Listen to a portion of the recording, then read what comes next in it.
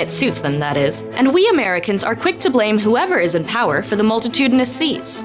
During Eisenhower's administration in the 1950s, citizens took to the streets to protest his inability to harness the unruly waves, but Ike shifted blame for the tides that year onto a heron that had recently been born with a raven's head. But the truth is, when a president is in office, there's only so much he can do. Sure, the president can bring an amulet with the Eye of Horus to the top of the tallest peak, or spread lamb's blood on the base of an elm tree during a lunar eclipse. In reality, it's hard for anyone to know with true certainty how the tides will play out under any administration. For The Onion, I'm Eliza Hayes. This is the Onion News Network.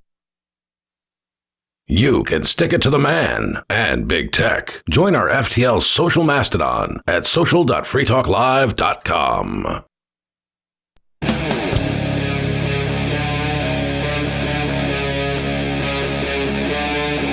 Free Talk Live.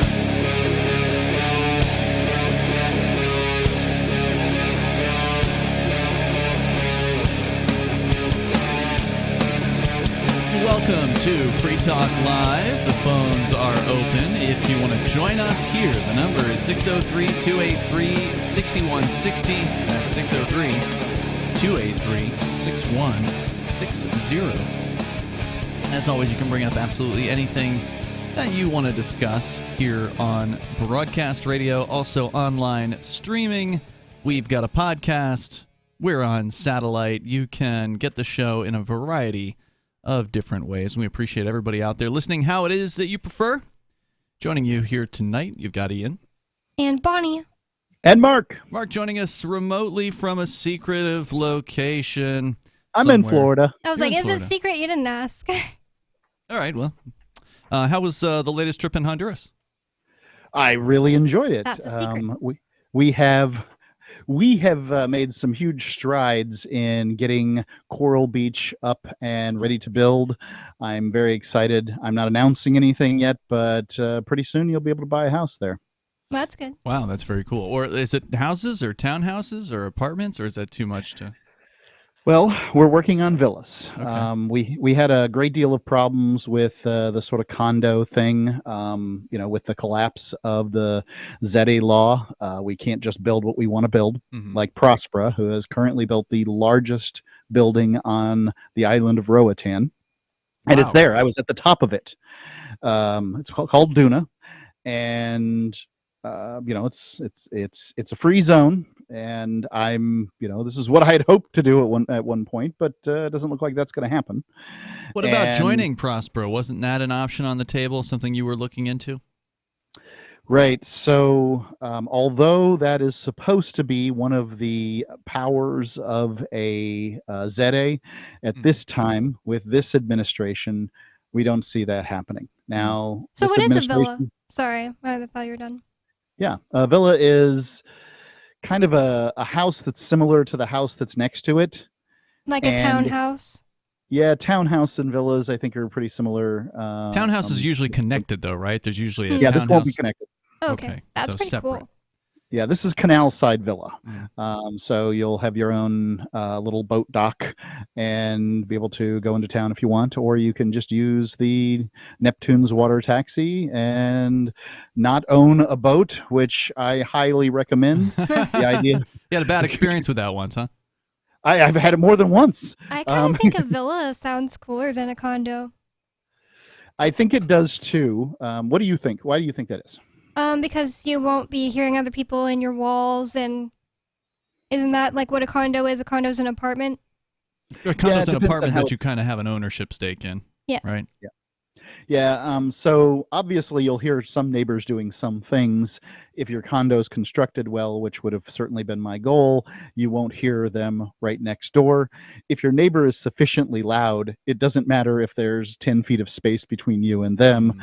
You'll still hear them. So, but even like it's not just a noise thing. It's just like, oh, I have all this space to myself, and you don't feel like I know there's someone on the other side of this wall. I don't know. You're not right up against somebody in that case. Yeah, spoken like somebody who doesn't mow the grass. So I'm going to have to make sure that the grass gets mowed at these places because there'll be some kind of homeowners association thing. I see. But I see. I mean, the reason that I don't particularly want to own a piece of property is because I don't want to be responsible for paying for the fix-its, all the things that have to happen. And personally, I think that renting is the true freedom, and that owning but is don't in you fact own this piece of property that you're talking about? No, I do not. You don't? Oh. Nope. Okay. It is I thought you did. owned by a corporation I see. that is owned in part by a foundation that I set up. But no, I do not. Okay, but you're kind of running the day-to-day operations. Yeah, I'm gonna have to make sure that people's hot water heaters work and He's things mowing the like grass. that. Yeah. I got somebody who works for 48 lempiras an hour that mows the grass. But yeah. All right.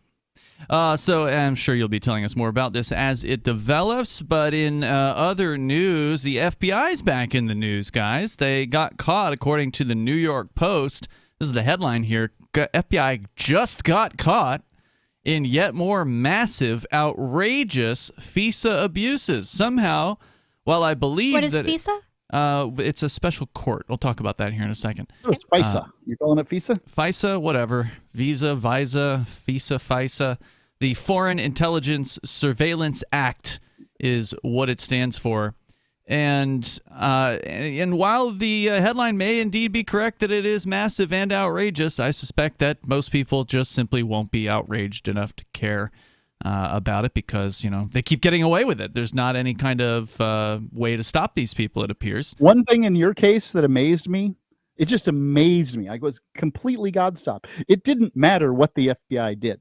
It didn't matter that you were not accused of stealing from anyone. It didn't matter that you had harmed no one. It didn't matter that the pretense upon which the raid on your house was predicated was based on a plastic sword. It mattered none of it. It was just fine and dandy to the jury, 12 people who live in the free state of New Hampshire, it's okay for them to go in and point guns at people and make them walk around in glass-filled shoes and use a couple of no tanks. one mentioned that during the trial. I should have been allowed to talk at the trial, but for some reason it was like, no, she can't talk at the trial. It didn't make any sense. If I was allowed to talk at the trial, I could have told them I was wearing shoes filled with glass. That's just one small of the many issues I have with the trial. It's annoying because the trial system isn't set up to figure out what is the truth of this matter. It's set up for two people to make up stories two sides to make up stories without the whole truth included in either one. And then have 12 ignoramuses figure it out, right? Yep. Like the whole just idea decide which that one the they like jury more. system is flawed. Yep, it is. I mean, it makes as much sense as electing a class president at your high school. It is that dumb. And I mean, literally. The jury decided they didn't like Ian, and I understand. Believe me, I've worked with him for over 20 years. I understand why you wouldn't like Ian. But as to whether or not he committed a crime, I sat there and I truly believed from what I saw that a reasonable person when sitting on that jury would come to the conclusion that either A, no crime had been committed, or B, only one of these crimes had been committed. At the very worst, I could have moved a few things around the board, but I just couldn't see all 8 charges. Charges like evading taxes. How can you evade taxes when they haven't proved that you owe them? Mm-hmm. How can you be guilty of selling Bitcoin to an undercover agent when you actually are on, it's shown that you wrote down that you refused to sell Bitcoin to an undercover agent? Like, that is the kind of breathtaking leaps in logic that this jury chose to take. And I mean, I know you can't comment on it, Ian, and I know you're supposed to, be contrite about it and all those things, and it's pretty obvious that a jury of your peers did not find you innocent. But man, as somebody who was there, I'm just amazed by it all. I mean, I'm not restricted from commenting about it. I've said publicly I'm pretty disappointed with the jury on this. So I think it's just exactly what Mark said. It's no different than electing a president in your high school, because it's just, which side do I like more? Oh, I like this lady, Georgiana McDonald. I love her expensive bag and heels she's wearing. I kind of like her. I believe her story. Because, like, from our perspective, female and woman of course, power versus Ian, who's like a man, and everybody hates men right now. We are libertarians. We're voluntarists. We're liberty-loving people. So we tend to be more critical of people like the police. But it seemed so clear when these cops got up, these FBI agents and the undercover IRS guy got up on the stand. They seemed to be so slimy under cross-examination. I mean, they were lying. I mean, I know for a fact at least one of those people, the FBI head lady at the time of the raid, Tebow, lied about me. She said she didn't know anyone else that was in the house or who they were, even though she walked up to me and said, Bonnie Cruz, Ian Freeman's girlfriend. And she lied on the stand. Sure. We didn't know who she was or that they were there or anyone else in the house, because they didn't want to look like. So you put a whole bunch of innocent people's lives in, even considering, let's just, forget Ian. Everyone else in this house, their lives were disrupted and also in danger just because of a bunch of regulatory, quote unquote, white collar crimes. She didn't want to look bad at that. That's just one way, Bonnie, that Tebow lied. Tebow lied on another issue. Shoot, I'm gonna space on it, but it had to do with her claiming that she was there when the raid occurred. Right, but she was down the street. Oh, it had to do with the call out. Yeah, the call out. So-called, the purported call out that never actually occurred. Where if there was a call out, it was made at 5:50 something in the morning, as if very many people are awake. Yeah, 5:15 in the morning. Yeah. 5:15 in the morning, as if very many people are awake at that time, and it would have given you all of 3 seconds, 10 seconds to come to the door. There was no evidence of a call out. I mean, you can look at the video. There's no evidence. Yeah, you can't see their face moving. The only evidence was the evidence of a person who clearly was lying. Like they had lied about me even being there. Yeah, they roll up. They pull over near Bonnie's car. And the jury didn't care. They pulled up near Bonnie's car in a truck. They get out. They put a flashlight into her car just to check to see if someone's lurking back there. And then the guy with who flashed in the car pulls out a grenade and throws it. I mean, it's not like he's got a megaphone out. He hasn't put his hand up next to his face like someone might if they were trying to call as loud as possibly. Right. And then on the front side of the house, there's a SWAT team coming in up on the porch and readying themselves some kind of riot shield to smash in the front studio window. I mean, there's not any one of those guys that makes any effort to call out. And they made it very clear that it was the law that they must call out. That's what they said. They made it clear that it was the law, and they made it was clear part of the that warrant. They said it was part of the warrant. Apparently, that was required in the warrant. Whoa. So thus, they raided illegally, and the jury didn't care. No. It was shown multiple times to them, and the jury didn't care. Well, I don't know. We should talk about how a lot of people don't even care. I think the most annoying part is how few people actually care. Like, there isn't this big group of people standing together to say, government, no, you are doing something that is objectively wrong. No, you will not do this. There was a scattering of very nice people that I'm very grateful who came every day, tons of which came from out of state and aren't even free staters. And then there are these people that want to be like famous for being the most liberty activist people ever on Twitter all day who didn't show up. And I just think that it's ridiculous because things like this would not happen if there was a huge gathering of people all in one place that will say, no. It would still happen. No, you can't do this. Yeah, they would still happen. The federal government doesn't care if you bring 100 people into a courtroom. They're gonna proceed with what they're gonna do. It's not gonna stop them. It could sway the jury. Like, this person is clearly not a bad person because he has 100 supporters. Yeah, well, supposedly there's 8,000 free staters, right? Yeah. Supposedly. Yeah, that's true. No, I get the disappointment, but I mean the reality is it's a 3-week-long trial. You can't expect people to come out for a 3-week-long trial. Well, it's not one for thing all to 3 ask weeks. I mean, it's so nice if people even came out for one day. Like, tons of people didn't come at all. Yeah, well, they're certainly not obligated to. Not everybody has it in their mind that cryptocurrency is their number one issue. There's a lot of people who are here who are concerned with, drug decriminalization or gun rights. Or if you care about drug decriminalization, there are a lot better places to move than New Hampshire. Yeah, I'm just saying. There's a lot of people that have a lot of things that's going on in their life. They probably don't even know who I am, Bonnie. I mean, I'm not as high profile as maybe you would like to believe. A lot of people moving here don't know anything about Free Talk Live. It's not like it was 10 years ago, and a lot of those people have left in that last period of time. So, like I said, I'm like you on this, Bunny. I am grateful for the people who came out. I suspect that if we had doubled our numbers, which would have been nice, I don't think that would have resulted in the jury changing their mind. Even if we doubled our numbers, it'd be like a very small fraction of the Free Staters that are here, but whatever. Yeah. Well, so, I'm not here to try to fix the Free State Project, but I would have a comment on the jury system. And what my comment on the jury system is that if you expect a panel of 12 ignoramuses, and I know you don't like that term when I use it, Ian, but I use it as factually as possible. Generally, the general public is ignorant on the law, and I am within that set. The set of people that are ignorant of the law is wide and vast, and the set of the people who know the law is zero. There is a subset of people who will claim to know the law for money and or benefit in some manner, and that is a very small set.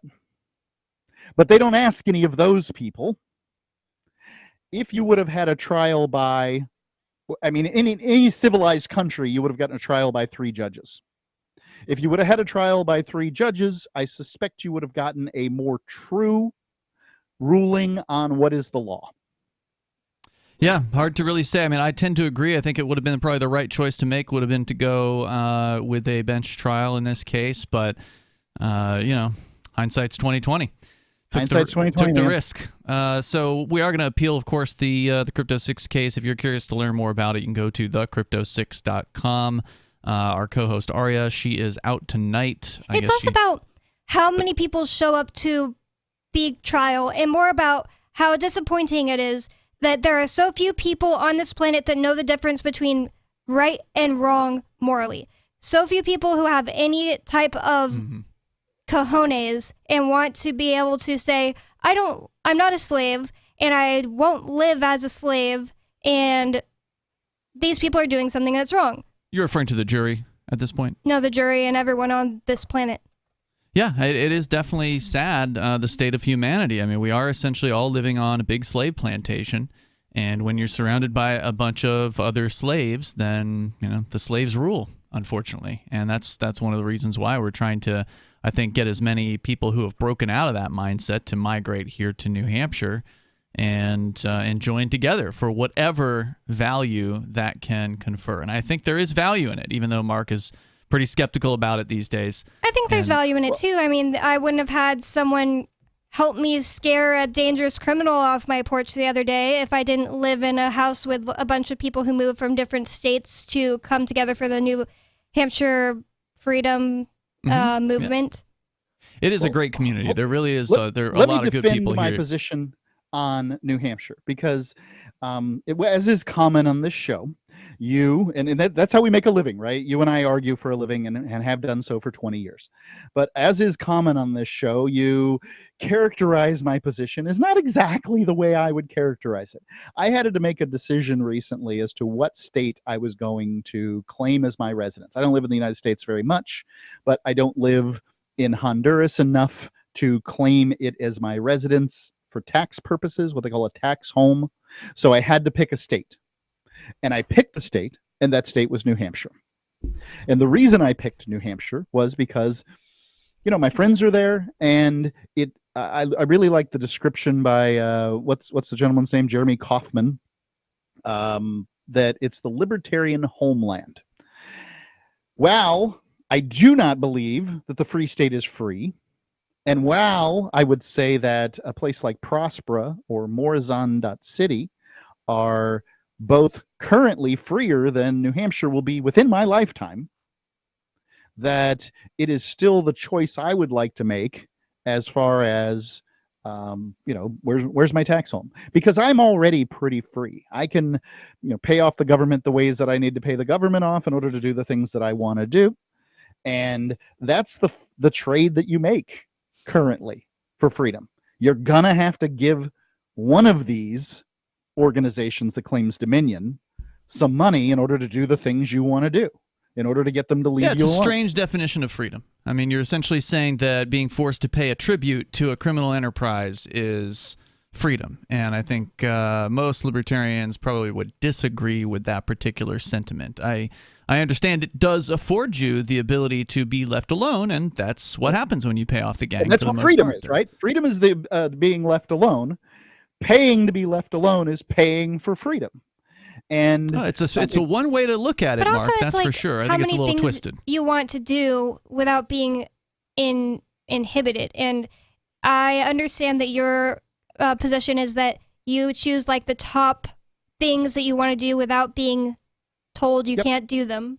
Right. And I don't want to smoke pot while driving helmetless on a motorcycle with my gay lover. And that's why I just think that, in my personal view, New Hampshire is freer than some place like Prospera because of the fact that it's just a bigger place. I can go to the other states and take advantage of other things if I want. I mean, I'm just considering if I went to Prospera and became a citizen, I guess I could always come back, but I don't know. The top things I want, I haven't sat down and thought them out specifically, but I just don't.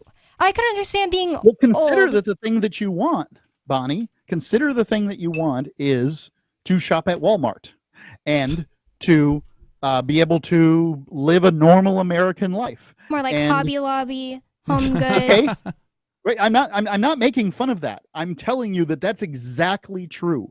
When you leave the United States, you leave that behind. There are places that mimic it better and places that mimic it worse. But it's the single biggest thing is that you currently live in the consumer paradigm apex of it's like all of history of all of society. Like a couple weeks ago, Nikki was telling me, if you're paying taxes at all, you're not an anarchist. You have to go to Alaska and live in the middle of nowhere and build an igloo where nobody can find you. And I was just like, I don't think that that's necessarily true. Just because I'm being forced to do something that I know is wrong, pay property taxes, doesn't mean that I should have to give up all my other freedoms that I like having people around me and not living in an igloo.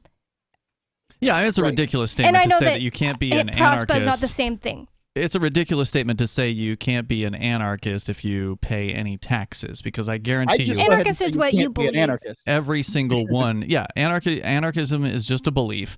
Every single one of those tough-talking anarchists, they're all paying some kind of tax somewhere. I guarantee it. I definitely... encourage people to pay as little taxes as possible whenever they can. She goes and fills up her car with gasoline. But her argument wasn't that she's more anarchist than me, just to be fair. She wasn't saying... Oh, so she was saying she is also not an anarchist because she doesn't pay taxes? Ridiculous.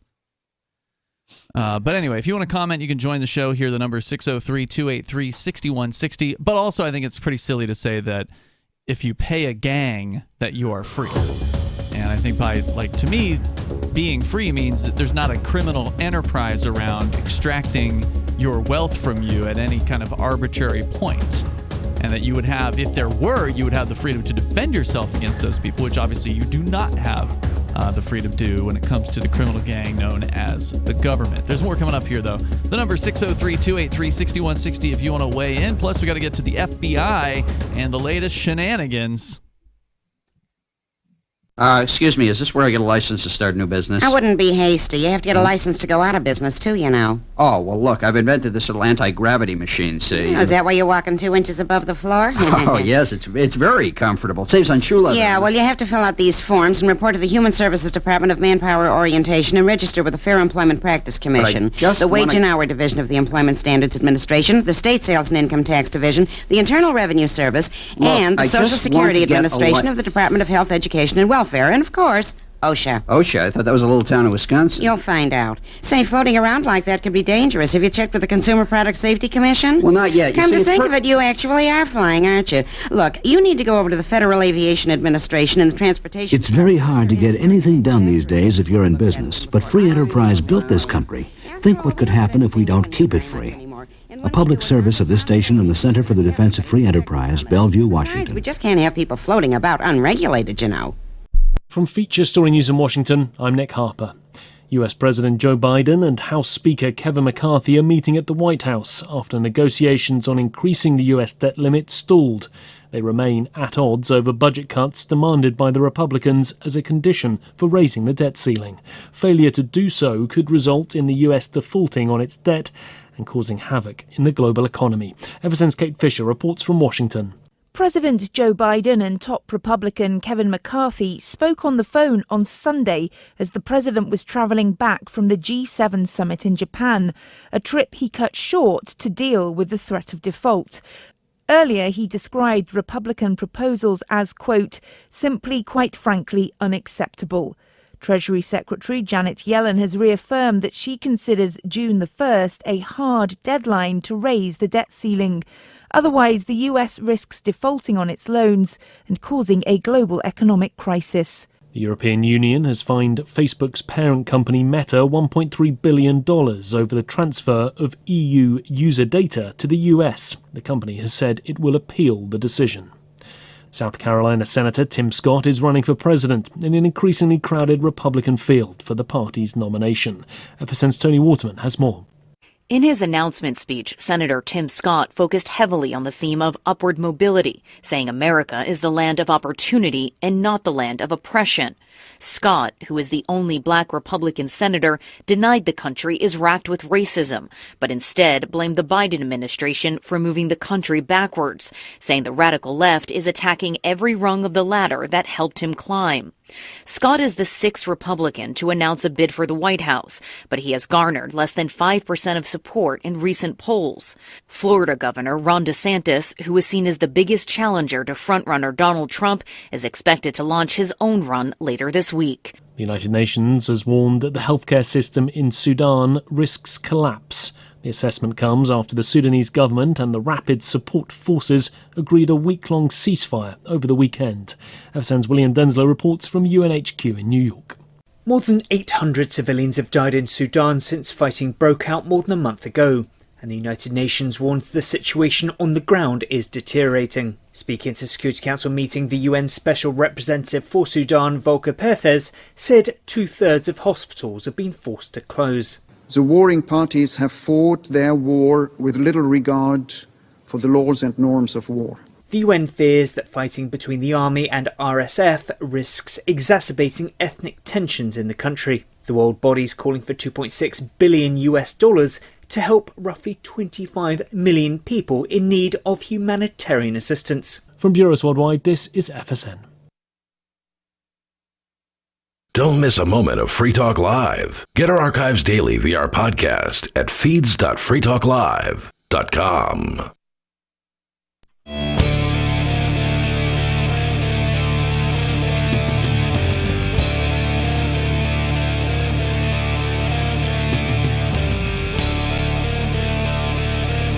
It is Free Talk Live. You can join the show here and bring up whatever you want. The number is 603-283-6160. That's 603-283-6160. And Free Talk Live brought to you by listeners like you on our AMPS program. You can join AMPS. AMPS stands for Advertise, Market, Promote, and Support. It is a way for you to directly get behind the show for as little as $5 per month. And I want to thank JCOM3030, who is a diamond level supporter of AMPS. That means JCOM is doing, I believe that's $50, per month, if I recall correctly. So thank you, JCOM3030. That's a tremendous level of support. We only ask for $5 a month. He's doing 10 times that amount. So definitely appreciate it. And you can help us advertise, market, promote, and support the show as well. Just go to amps.freetalklive.com. You can sign up there through our Patreon. You can use your debit card, your credit card, your PayPal account to do that. If you don't like Patreon, and I understand, they are definitely, a big corporation. If you don't like them, then you can support us through our Odyssey channel as well with your debit or credit card by going to video.freetalklive.com and clicking the join link on the page there. It's right toward the top. You do have to have an Odyssey account to do that with, and then they'll take your credit card info, and you'll be good to go. And then you'll support Odyssey instead of supporting Patreon, and that, of course, also supports us as well. That's video.freetalklive.com or amps.freetalklive.com. Let's go to the phones here. Is Diamond the highest level? No, I think there's an elite level that's $100 a month, if I recall correctly, but I don't have it in front of me. I gotta say, I think that at some point in the near future, you're going to need to tear that diamond thing up. De Beers had a really great gig going with diamonds for the last 100 years, but at this point, they can grow those things in a lab. They cannot grow gold. They cannot grow platinum. He's just teasing, saying that diamonds aren't worth what they used to be. Oh, diamond is the top tier. Oh, I see what you're saying. No, what I'm saying is that they can currently make a diamond wafer that is like 2 centimeters across. They can make jewelry in a shape that they simply could not do 10 years ago. It's still not worth as much, though. Like my emerald is lab grown that I have on my wedding ring. I didn't want to spend a whole bunch of money on my wedding ring, but I wanted an emerald and a real... I support that. Yeah. Like, I think that you're the smartest person in the room. Somebody out there with a rock that had to enslave their fellow human being, in order to put that on their finger, not.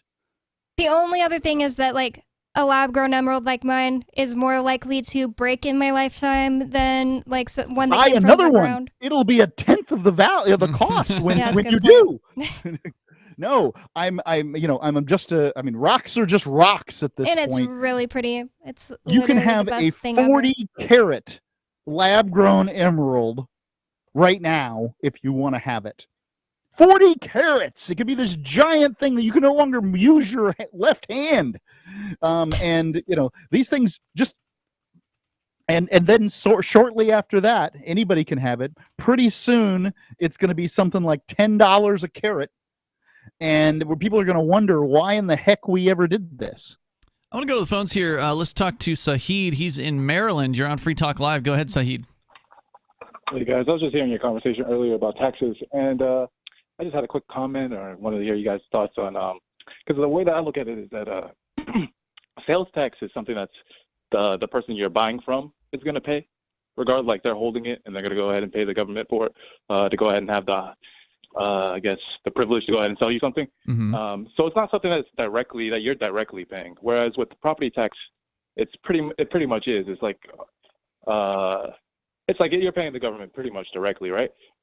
Yeah. When you pay property taxes, you cut a check to the government. Sure. I see what you're saying, though. You're saying somebody buying a product at a cash register isn't actually cutting the check to the state. But, I mean, it still feels like you're getting taxed when you're at the register. That's fine, but I mean, let's presume that this high horse about which we're talking here, because the premise, or the situation, the context was someone scolding someone else about their principles as a libertarian for paying taxes, and comparing and contrasting property tax and sales tax within that. And I will say that, yes, somebody else is paying your tax based on the transaction that you generated, and they're paying your tax for you. That's fine. But if you're, I wouldn't. That would say that this horse's legs are very, very short, not a high horse at all, and that if you're paying rent, you're not paying property tax, but you can believe that the property upon which you're renting is paying property tax is being paid on it, and if it wasn't, you wouldn't be very happy if it got sold at auction out from underneath you. And the thing is, the fact is, you will get thrown in a cage or have your property stolen if you don't pay a property tax. It's just like the state of consciousness of the entire planet right now is not yet at a place where people see, oh, it's wrong to steal from people. We're just not there yet. We don't they think it's wrong to steal from people. They just don't think taxes are stealing. They're not there yet. I don't think they are. They don't think it's wrong to steal from people if they are okay with property taxes. They don't see it as stealing. They haven't read what it is. They just are doing a thing without being completely uninformed. They don't want to see it. They don't want to see what it is. Not, Ian. It's not stealing. It's extortion. You opt into it. Go ahead, the idea about paying rent and secondhand, you're also paying tax. I think that's similar to the sales tax example, whereas the property tax is direct. And so I kind of see that as more like your argument, Mark, where you're going ahead and paying for you're paying the government to go ahead and say, get your freedom to live on land, which I think we can all agree that we can live somewhere, own something without, needing to pay tax.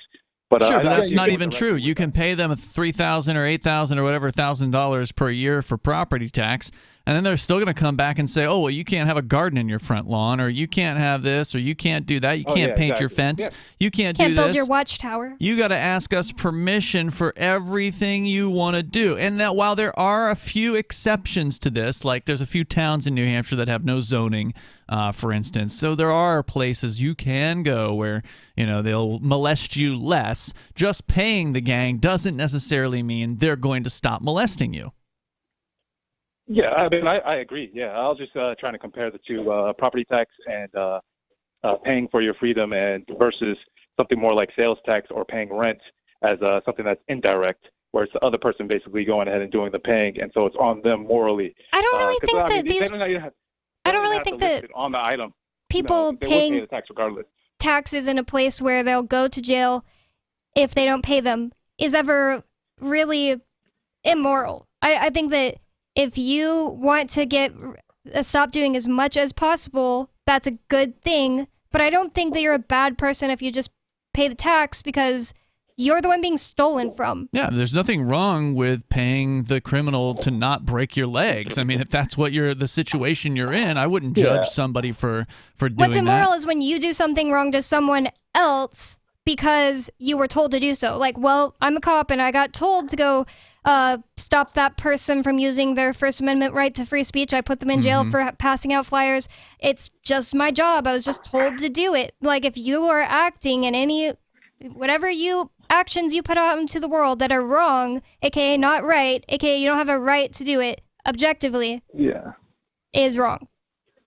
Yeah, I mean, I actually kind of do see a little bit of a moral culpability there. I don't know how you call it, because if you do have the chance not to go ahead and pay that, or to go ahead and refuse to. But how do you have that chance? You'll just not have a house. You'll get it stolen from. You'll starve because that's what I meant about renting versus and doing sales tax. I feel like. But there's no big difference just because there's one middleman in between. There's not a big difference. It's like Mark said, your property tax you're living on is still getting paid. Yeah, I mean, it is a small difference, but I do think that it does have, it is a moral kind of decision that you can make. I make that decision. That's not a moral decision. It's it's just a convenience. Your landlord takes care of stuff, so you don't have to. And one of those things is paying the taxes. Yeah, for sure. I just see it that way. I was just really curious what you guys thought about it. Thank you, Saheed, for the call tonight. I appreciate hearing from you. Yeah, it doesn't make you a moral or a better anarchist because you've decided to rent instead of cut a property tax check. I think that it's like the trolley, the trolley problem or whatever that's called, the trolley scenario where you're like, well, you're here and you're going to pull the lever. If you don't pull the lever, 5 people die. 5 kids die on a track if you do pull. But if you do pull the lever. You don't pull it because you didn't start this thing in action. Hold on. Well, then what? Then Saheed's right that you didn't pay. That a renter doesn't pay tax, and that the government does. Are you driving the train? No. Is it your fault that the train's in action? The government does. You mean the landlord does? The landlord pays the tax. The renter isn't paying tax if the renter's just there giving money to the guy at the trolley thing who's pulling the lever. Then the renter's not responsible for it. You're like, I'm just having trouble. I guess I missed a part. I'm not seeing the exact metaphor here. Okay, so in the trolley scenario, there's a person who's standing at a trolley lever. Yep. And if they pull the trolley lever, 5 people are saved, but one person loses an hour of their life or something silly like that, right? Yeah, I know that. And what I'm saying is that effectively, the renter isn't pulling the lever. The landlord is. Sahid's right. I don't think so at all. The thing is, the person who did something wrong in this situation isn't the lever puller, no matter who dies. The person who did something wrong is the person who put this system in place of taxes, a.k.a. the person who tied these people to the train track. You didn't do anything wrong. The person who tied the people to the train tracks is truly the culpable person. The only culpable person. But what culpability does the person at the lever have? I think that you should be like, I'm not God, and if somebody's going to die either way, I'm not going to choose who dies, and I didn't do this situation. If you could stop it, you should, but if you can't stop it, it's not your fault you didn't do it. I'm not saying there's fault. I'm saying that if you pay rent, if you pay rent, you know that property taxes are going to be paid, and you're therefore responsible. And what's the other alternative? Move into a boat on Lake Spofford and don't pay property tax. Well, no one's going to do that because it sounds terrible. Oh, well, but I don't want to. I want to rent. I want to own. Yeah, I want to live on dry land. Why don't you move to Saipan where there is no property tax? Because I want Walmart. That's right. You in order that Bonnie has Walmart, and I'm not saying this is wrong. It's not wrong, and we're talking about right and wrong. We're not talking about. I'm not talking. I'm the one saying that it isn't. The taxes aren't theft. So go ahead and lambast me for that. But if you want to claim the taxes are theft, taxes are extortion. They're not theft. I know there's like a slight difference between, but it's a wrong thing. It's a taking from someone wrongly, whatever you want to call it. If you're talking in legal land terms, I guess it's extortion. A criminal gang that will put a Bonnie gun agreed to to your the head. taxes in New Hampshire when she moved to New Hampshire. No, I didn't. Yeah, well, yeah, you did. That's just a political fantasy, Mark. It's like believing that there's a social contract just because somebody crosses a border. If I walk into Denny's and I order food and then I refuse to pay because nobody made me sign a contract, at the end, then I'm an a-hole. We debunked this because okay. You walk in there and you get a menu, and the menu says the price of the thing you order.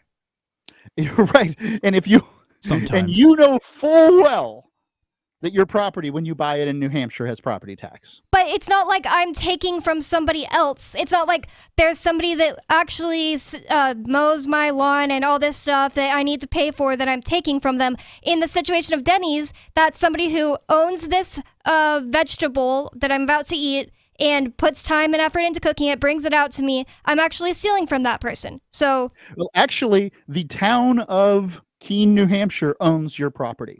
You have a special form of lease that we call ownership in the United States. Fake entities can't own a property. Really? The city of Keene is a I got fake entities that own all kinds of property. Because that's not like an illegal, immoral thing. In point of fact reality, the city of Keene doesn't exist. No, but what does exist are men with guns who believe in the city of Keene.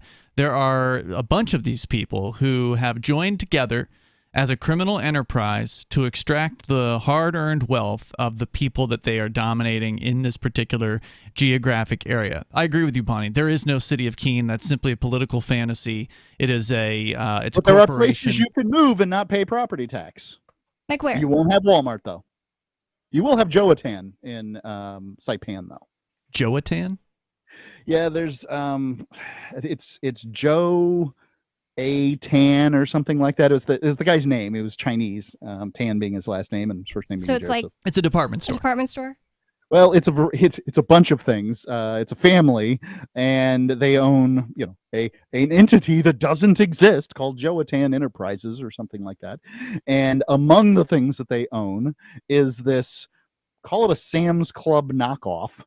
On one of the main streets there, and it's pretty impressive. I mean, they just kind of buy bulk, and you can get some really great deals there, and people shop there all the time. It's right next to the comic book store too.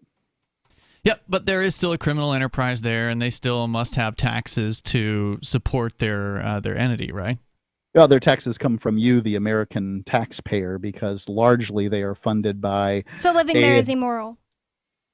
Because living there comes from theft of the Americans. Look, I didn't create the system, and I didn't pull the lever. But you also shouldn't say that it's not immoral if you Every time you pay property, every time you pay property tax, you're pulling the lever. No, I'm not. Pulling what lever? The lever on the trolley, man. Well, okay, pulling the lever, sure. But I already told you that I don't think that it's immoral to pull the lever. It's immoral to tie people to the train track knowing that they'll die. Right. The people doing the immoral thing are the ones threatening the property tax or the property owners with violence. A bully is wrong when he goes to a smaller kid and says, give me your lunch money. But the person who gives the lunch money so he doesn't get beat up is not immoral, even though he is, quote unquote, participating in what the bully is doing. He's a victim.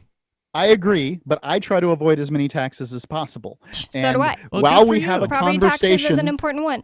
About where is the most libertarian place to live, I'm going to say the place that has legalized gambling, the place that has ignores prostitution, the place that has no sales tax, that its income tax is discounted by up to 80% off of the federal income tax, that has no property tax. This place is the far and away winner as far as you're talking about Saipan. And it costs people, innocent people who work every single day, it costs them for those people have their water Those and everything. people willingly live in the United States every single day. See, and as a matter of fact, there's people that string together So you're calling the person getting their lunch money stolen just a voluntary part of the thing, and they're not. The person who's getting lunch money stolen is not voluntarily part of it. They only give the money away because they don't want their nose broken. There are very few people that pay taxes voluntarily with a smile on their face, but I would say everybody pays their taxes voluntarily. If you choose to live in a place, you have chosen that tax regime. I didn't say that it's not voluntary. It obviously is. Every choice a person makes is their choice, and they made that... Or it's not that How it's can voluntary. something be voluntary if you have a gun to your head? It's not that it's voluntary. It's that they made the choice. I'm just saying that the choice isn't immoral. If they've chosen to not take a bullet by giving a criminal money, yes, they've made a choice, but it was not a choice that they wanted to likely make. It's not a choice that they... Yes, I misspoke. It wasn't voluntary, but it is a choice they made. He said it was voluntary. And I didn't It is voluntary. No, it's not. Voluntary. And I'll defend it. Please allow me to. Which tax are we referring to so I can make this this explanation? Property tax on this studio house. Property tax on this studio house. Are you obligated to pay property tax on that studio house in 2025? Yes, because they'll steal your house. Only if you not. Own it. You can sell it today, and then the person who owns it will have to pay it in 2025, and there will be no involuntary action of But paying I also the want to live property here. tax. Well, then you're going to need to find some place that doesn't have property tax in order to do that. No, and not I have because recommended it's not like Saipan, there's and not you're like, gonna be... I want Walmart and straight hair. It's not like there's going to be zero things that are immoral going on if I live in anywhere on this planet. And I'm not claiming that there are. So I'm addressing an issue about paying property tax on the studio. So you are saying that I'm immoral living here because I'm letting property taxes get paid. I'm saying you voluntarily pay the tax. No, I'm not. Let me ask you because this. There's lots of different factors. Hold on, Bonnie. It's not now. Apples there's and a building called Duna at a place called Prosper. Isn't that a German food? Just wondering. I don't know. Well, I was wondering if they named it after what German it means food here, since there's German. In this case, is dune, as in a pile of sand. Oh, okay. There's a place called Duna that will be open by the end of the year. They say September. I say the end of the year. In Prospera, Honduras, that will be under private governance, and it will have something that they're calling tax. Now, I don't call it tax because it's involuntary, or excuse me, because it's voluntary. But if you choose to set up the studio in that place, would it be immoral? This all goes back to who owns it. The city of Keene doesn't exist and doesn't own this land, and the person who owns Duna does own Duna, and paying them would just be rent. Duna. Well, I thought you said that they did. There's a group of people calling themselves Prospera that own Duna, and they have an explicit agreement that you likely have to sign when you want to buy property there, right? Or when you want to rent there. Is that right? Yes, exactly right. And they voluntarily came together, and they don't force anyone That's the to difference, be a part by the of way. it. Before you go on, that's the difference here, okay? So when you're joining a neighborhood association, when you're joining this Duna on Prospera or whatever, you're joining Mark's future thing that he's going to do, villas, then you are given the rules. They're written down. You can read through them probably in a weekend or a night. It's probably something that's relatively short. As I understand it, Prospera is relatively short. You're shaking your head. You're saying it's not short. No, Prospera is founded by a bunch of attorneys, and they have written a great deal. It includes English common law, this pared down English common law written by Tom W. Bell. How long are we talking about? How many pages are we talking about here? In order to opt into everything that's there, you would have to read hundreds of pages of documents. Okay, so a weekend. So you could do it in a weekend. I mean, and you'd have to understand what you're reading. Okay. And here's what my point is that none of us click on the terms of service. None of us read those terms of. Very rarely does anyone read the terms of service. And you're not offering them in Yeah, but Keene, that's New different. Hampshire. Hold on. That's a totally different story if you're talking about a piece of software that is relatively unimportant, or a cell phone contract or whatever, where there's the amount of money at risk is relatively low. It's no big deal to not read the terms of service. But you better believe that when we've entered into an agreement with a satellite provider or something like that, I've read every single one of those terms of service because it's a very important, very large purchase. Similarly, if you're going to be moving into a neighborhood association where there's going to be potential neighborhood Nazis who are going to try to rule over your life, you better know what the rules are of that system before you go into it. So if you don't read those rules, then, buyer beware, you're going to get what you get. In the case of governments, you don't get presented with any kind of terms of service. You don't. The laws get are right like there that. for you to read any of them that you want to read. It does not come as part of the contract. When you buy a house, there's no rules that are associated with that. You're not given any information about that. You're not given full due diligence or whatever. There's certain things that come to if you look at contracts, right? Like there's certain things that have to be gone through in order for a contract to be considered legitimate. And one of those things is an offer. I believe the other is acceptance. There has to be compensation. There has to be a meeting of the minds, and there has to be the compensation, as you put it. There's another term for it, a legal term for that. Remittance or exchange of value. So those things do not exist when it comes to property taxes at all. So it's just not a. It's not. Well, even they don't a fair exist. comparison. But you paid property tax on a house before you moved to Keene, New Hampshire. You knew that this was going to be part of the gig. And just because I know there's a criminal enterprise in the area doesn't mean that it is a voluntary It's an owner of choice. the land. You can call them criminal if you want, but their criminality goes back many, many centuries. But it's very important because their criminality is involved in the thing we're talking about. It's not like they're just happen to be criminals. I want to talk about for another Israel reason. and Cuba when we get back. Okay, but it doesn't matter that they've been around for a long time. It's still a criminal enterprise, and it is not a voluntary choice just because you move to another place. So the protection of life, liberty, and property is what the Free State Project is all about. But it's an effort to move 20,000 people who understand. It's about demonstrating to the entire country that, we can have a free market, a truly free market. Making it just a freer, great place to live.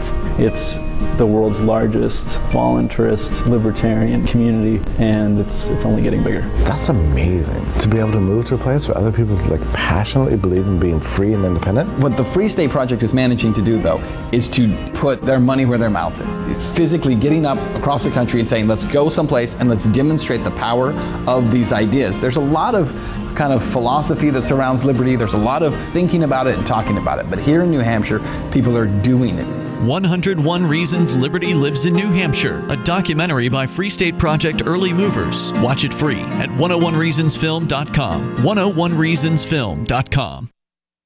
There are basically two types of advertising: direct response and branding. Radio's great for direct response with its low cost to listener ratio, but audio can't be beat for branding, which is a longer term endeavor. You want to be the first thing that someone thinks of when they think about your product or service. If you have a local business that you want kept top of mind in your community, call the station. If you need national reach, Free Talk Live's got around 200 radio stations, millions of monthly listening sessions, can suit all budgets, and if we don't think we're right for you, we'll tell you. Email me, mark@freetalklive.com.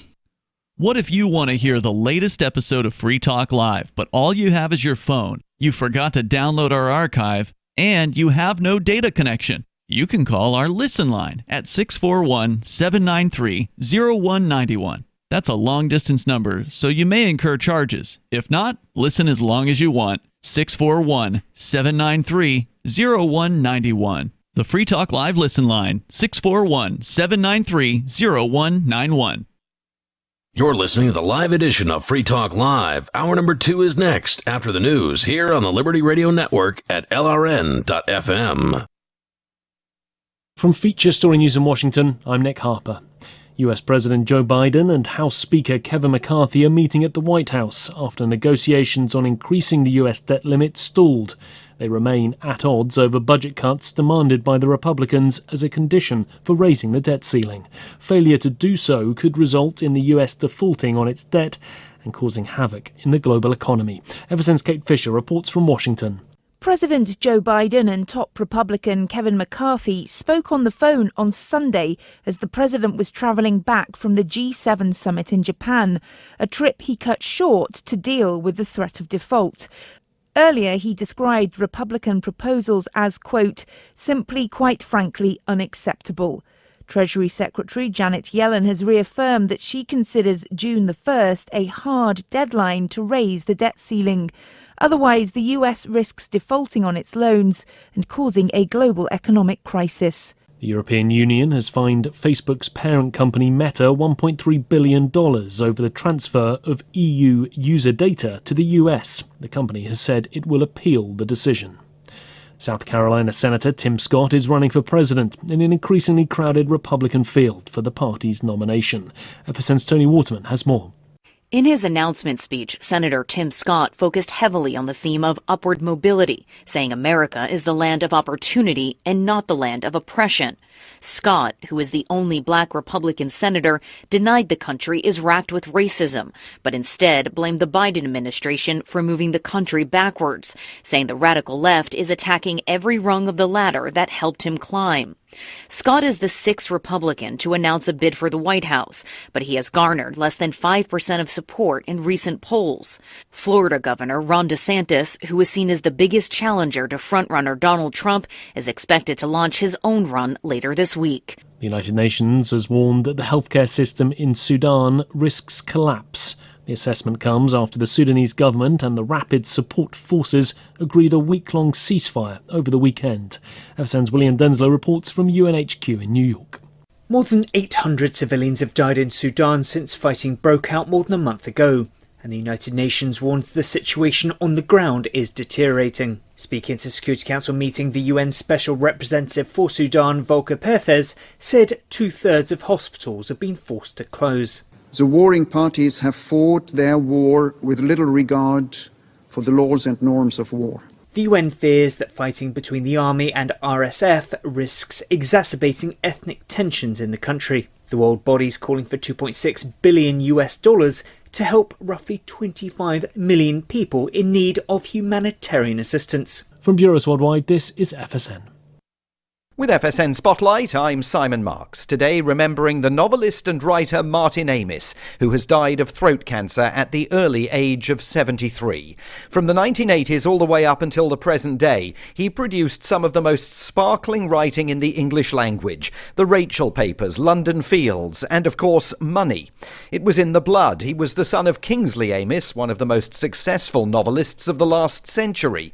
6 years ago, as he promoted his novel The Zone of Interest, he appeared at the Chicago Humanities Festival and was asked how to construct a sentence in a social media age dominated by short-form messaging services like Twitter. Every sentence has a sort of minimum elegance, I hope, and euphony.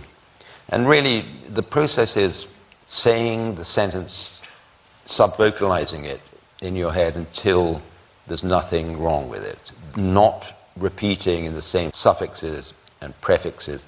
If you've got a confound, you can't have a conform.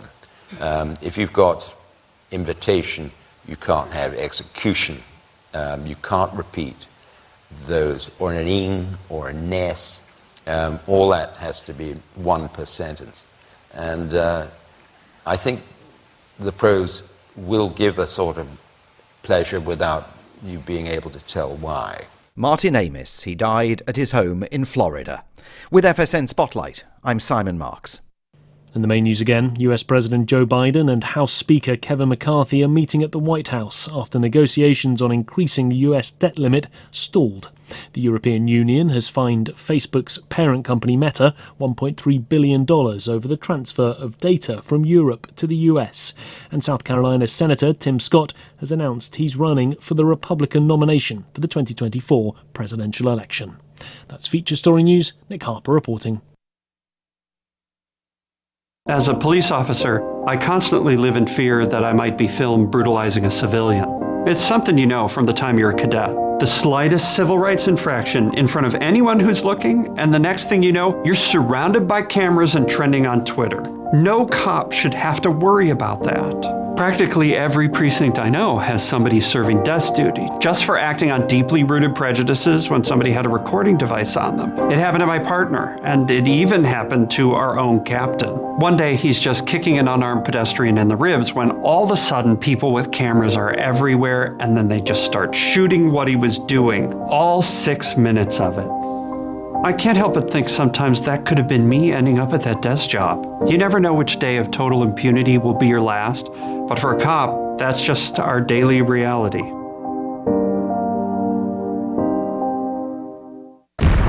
This is the Onion News Network.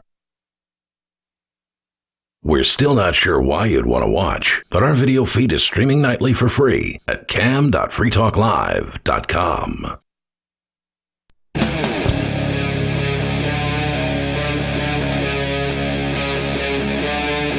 Free Talk Live.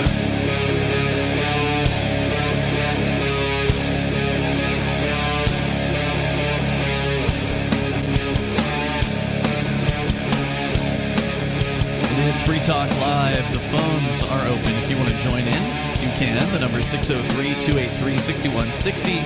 That's 603-283-6160. Ian and Bonnie here tonight. Also, Mark joining us from a ways away down in Florida. We've been rehashing an old conversation here tonight because Mark has, changed his beliefs over time. I think you used to believe that taxation was theft or extortion. You're now saying, Mark, that it certainly sold T-shirts with Free Talk Live's logo on it. Yeah, you're now saying that it is something akin to a voluntary contract. And yeah, I do think it's that. Yeah. Do you have any words from our sponsors you'd like to discuss? Maybe. But I also have phone calls here, so we're going to go to that, and then you guys. I really want to get to that. You said you wanted to talk about Israel and or some other country, so we'll get into that here in a moment. Of course, your calls and thoughts are welcome. Alu Axelman is on the line, calling us from New Hampshire. He's the publisher over at LibertyBlock.com. Alu, welcome. Hi, I have some comments on the show last night with Nikki, Captain Kickass, and Steve Classic, I believe. All right, what happened? Because I wasn't here for it, and some of our listeners probably weren't too. Well, there was libertarian drama and arguments, and I need them to know that I am right, and I am the only real libertarian, and they're all libertarian. So pretty much, Nikki obviously knows a bit about healthcare. She seemed to insinuate that things are not diseases if it's a thing that you did to yourself, like addicts, people who are addicted to drugs. And she has the common belief that old Alu used to have as well a few years ago, that you should not call addictions diseases because you really did it to yourself as a choice. And then I thought about it a few years ago, and I realized almost every disease, like 90% of diseases in my experience, are totally self-imposed. Yep, definitely by like diet. Cancer. Oh, you got your radio on in the background, I think. I don't know, just some other noise. Oh. What were you going to say, though, Bonnie, about diet or yeah, like whatever? The way you eat definitely can cause a heart attack. Mm-hmm. So lack of exercise. Does that mean that a heart attack is not a disease? That's a good point, Arlu. I hadn't really thought of it like that. Well, I mean, what is a disease besides just not, dis-ease, not being at ease, right? I mean, what does that being even unhealthy? mean? I'm not sure. I'm not quite the linguist that Peakless Mountaineer is, so I don't know the Latin or Greek origins or whatever. But pretty much in healthcare, medicine, a disease would probably be translated as meaning an illness throughout the body that's generally pretty permanent, that's out of a state of homeostasis, and could make you uncomfortable or whatever, or lead to your death. And again, if heart disease fits that description, which it does, is an ongoing killer as well, heart disease, then I would think that addictions from cocaine to heroin to smoking to alcohol would also fit that definition. So I've totally flipped on this issue. I used to believe it's not a disease and it's totally self-imposed, which it is, but in my experience treating 10,000 patients over the last 12 years, almost everyone who I've had in my truck, in my ambulance, has been because of self-imposed decisions from bad eating, exercise, diet, all that stuff, lifestyle, from diabetes to heart disease and COPD. So that's definitely. And there's the automobile accidents, which I think are a little less your fault necessarily, but every time you get in a car, you know that there's a chance that you could be in an automobile accident. Yeah, that's probably 50-50. Probably like maybe half the people out there who crash are, drunk or texting. So I think that's a good point as well. All right, just to clarify, you're saying you used to believe that alcoholism was a disease, now you do not? No, opposite. Opposite. No, the opposite. Okay. Because Nikki said that you can't call it a disease because it's a choice you make to smoke meth. And Aldo was saying, yeah, well, most diseases are caused by people's choices. And it's an interesting thought. I don't really thought think of it like that, so a couple of years ago, I quit drinking almost entirely. Currently, I'll have a toast of champagne with, some friends who want to. Maybe they're really commenting on a beer or a glass of wine, and I'll taste it. But I consume very, very little alcohol. And I used to drink alcohol at least weekly. And I don't think it's a disease. I don't think that the AA and their whole addiction thing is even correct. I think it's a theory, and that there are new theories. And I would say that I participated. I read a book that was on what they call liminal thinking, and the book is entitled "This Naked Mind."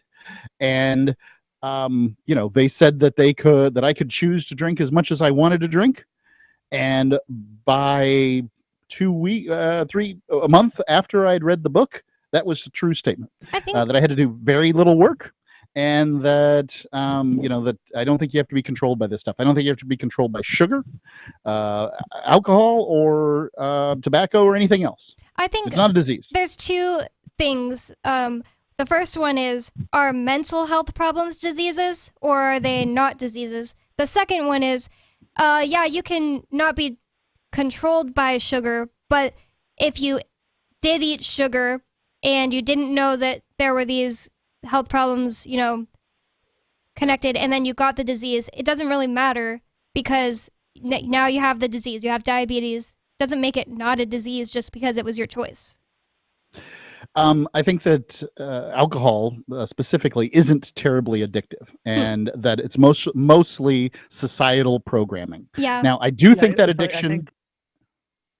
I'll have to disagree with Mark, though. I think, in general, from what I've spoken to other mental health professionals about, it's pretty much a large factor in determining whether you get addicted is your genetic hereditary predisposition to being addicted. Some do, some don't. Some get addicted to alcohol the first touch. Some never get addicted. Some get addicted to other stuff. Some don't. Depends on a person's actual biology, I believe. That's one of the biggest factors. So some people are addicted, some are not. And I've heard that my whole life. That's AA's line is that you have an allergy to alcohol, and I just don't believe it. I just my experience within this is that science is right until that moment that it changes, and then it's right again. Right. And that's just the foregone conclusion. If Rich Paul, the nobody, was here, he'd be arguing on your side. He is firmly of the opinion that alcohol is an allergy, it's an addiction, that the drinker has no control. And what I say is that is entirely disempowering and not very libertarian by my standard. Well, I'm not saying that I wouldn't put words into his mouth. I don't know if that would necessarily be what our co-host nobody would say. Not arguing against him. I'm saying saying that the belief that you have no power over something is not the sort of self-empowering. I agree with that. I agree, but I don't think that changes whether or not it's a disease. A disease doesn't mean something that you can't make lifestyle changes and change. It just means that you're currently dealing with a disease. But the other thing is, let's change the conversation to meth. Meth is a lot more addictive than alcohol. Is it? I don't know. Alcohol seems pretty addictive. It's a pretty heavy drug. Yeah, I think it depends. I don't think alcohol is very the addictive. person. It depends on probably the individual. Right, and that's what we're talking about here is pleasure, okay? So some people, they gain pleasure from smoking meth. Some people, they gain it from drinking alcohol until the point where it's no longer pleasurable. And Bonnie, you've said, you've reached the point where drinking even a little bit is an unpleasant experience for you. Yeah, so I just stopped, but So I you were also able to stop. never really felt I was addicted. It was completely societal. Like at the times when I drank the most, it was that's what me and my friends did for fun. I think it really all comes down to factors, and I think it's a spectrum, and everyone's different. But I think there is evidence for biologically. My understanding is that something like heroin or any opioid, if you take it, it will go into your brain, give you tremendous. I agree with pleasure, that. Give you a high, Yep. and also I agree make you that want it opium again. and tobacco are addictive. Oh, tobacco's probably the worst. I definitely had an actually very hard I think time sugar is. stopping. Oh yeah, sugar is really hard for me. There was a time where I thought I should completely cut out sugar, and so I tried, and I absolutely failed. But now I don't really believe that you need to completely and cut caffeine. out. If I go 24 hours without caffeine, I get blasting headaches. Yeah. Because again, it's a vasoconstrictor. So if you don't have it, now your brain vasodilates all the vessels, and now they're wider because they need that caffeine to keep them tighter because they're used to it every day. So I take like a I half quit gram caffeine a without day. headaches, and I got to say that it's Interesting. really, That would it be was rare, really but you know great. You're the anomaly. Yeah, maybe a lot of people get them. People, yeah. The other thing is, as far as it being a disease, like I am definitely addicted to coffee, but I would not call that a disease because it doesn't cause me dis-ease. Dis-ease. It does if you try to stop. Dis, by the way, the prefix, I looked it up, it means to be apart from. So dis-ease would be to be apart from ease. I'm curious, Mark, when you quit doing coffee, because you still do decaf, did you kind of taper off, meaning like, start to decaffeinate your coffee collection, or did you just go cold turkey on a full-on caffeine habit? No, I had a allergic reaction to. Well, do you remember the summer of Red Bull at 105.9 WYNF when Medlin was the PD, there, program director there? They brought in a hand truck with a pallet full of Red Bull, No, and I don't. everybody tried it. You were kind of the nighttime guy, so you didn't get to participate in all the things that went on during the day, and I think that's a shame. But everybody tried it, and then people are like, raised a glass there in the break room. Remember the one full of rats? I remember that. And they're like, "This is the worst stuff I've ever tasted," because we approached Red Bull as though it was a soda, because it looks like a soda. Like Bonnie grew up in a world where Red Bull existed. I was confronted by a new bad tasting soda. I remember it coming out. I was just like in high school, I think. Maybe middle school. And that soda made me feel like I had wings. I felt so good after drinking it, but nobody else did. I might have And nobody accidentally drank it. And so this pallet, this pile, this cube of Red Bull just stayed there in Medlin's office. Nobody wanted this stuff, but I did. And I was up to 3 and 4 a day. 3 and 4 free bad tasting sodas a day. And there hadn't been enough like homeschool moms with blogs yet at that time to make it common knowledge that it's pretty bad for you. And so one day, it was, I can tell you exactly the day just because of what happened. It was December the 13th. So I had gone a whole half a year drinking this stuff. December the 13th, I had a nervous breakdown. And I don't know what else to call it. I just, came unglued. I'm like, I can't leave the house. A paranoiac, shaking, the whole shebang. And fortunately, my vacation was scheduled from the 15th to the 31st. So I think I went through a weekend or something like that. Somebody's probably checking me and saying, it wasn't the 13th, it was the 14th, you big liar. But I went through that period of time, and I haven't I really haven't had caffeine to any amount since, or the caffeine that I have had allergic reactions to. So wait, you were a coffee drinker before the Red Bull months, and then sure, Starbucks once or twice a day, and then you just quit Red Bull cold turkey. That's what you're saying.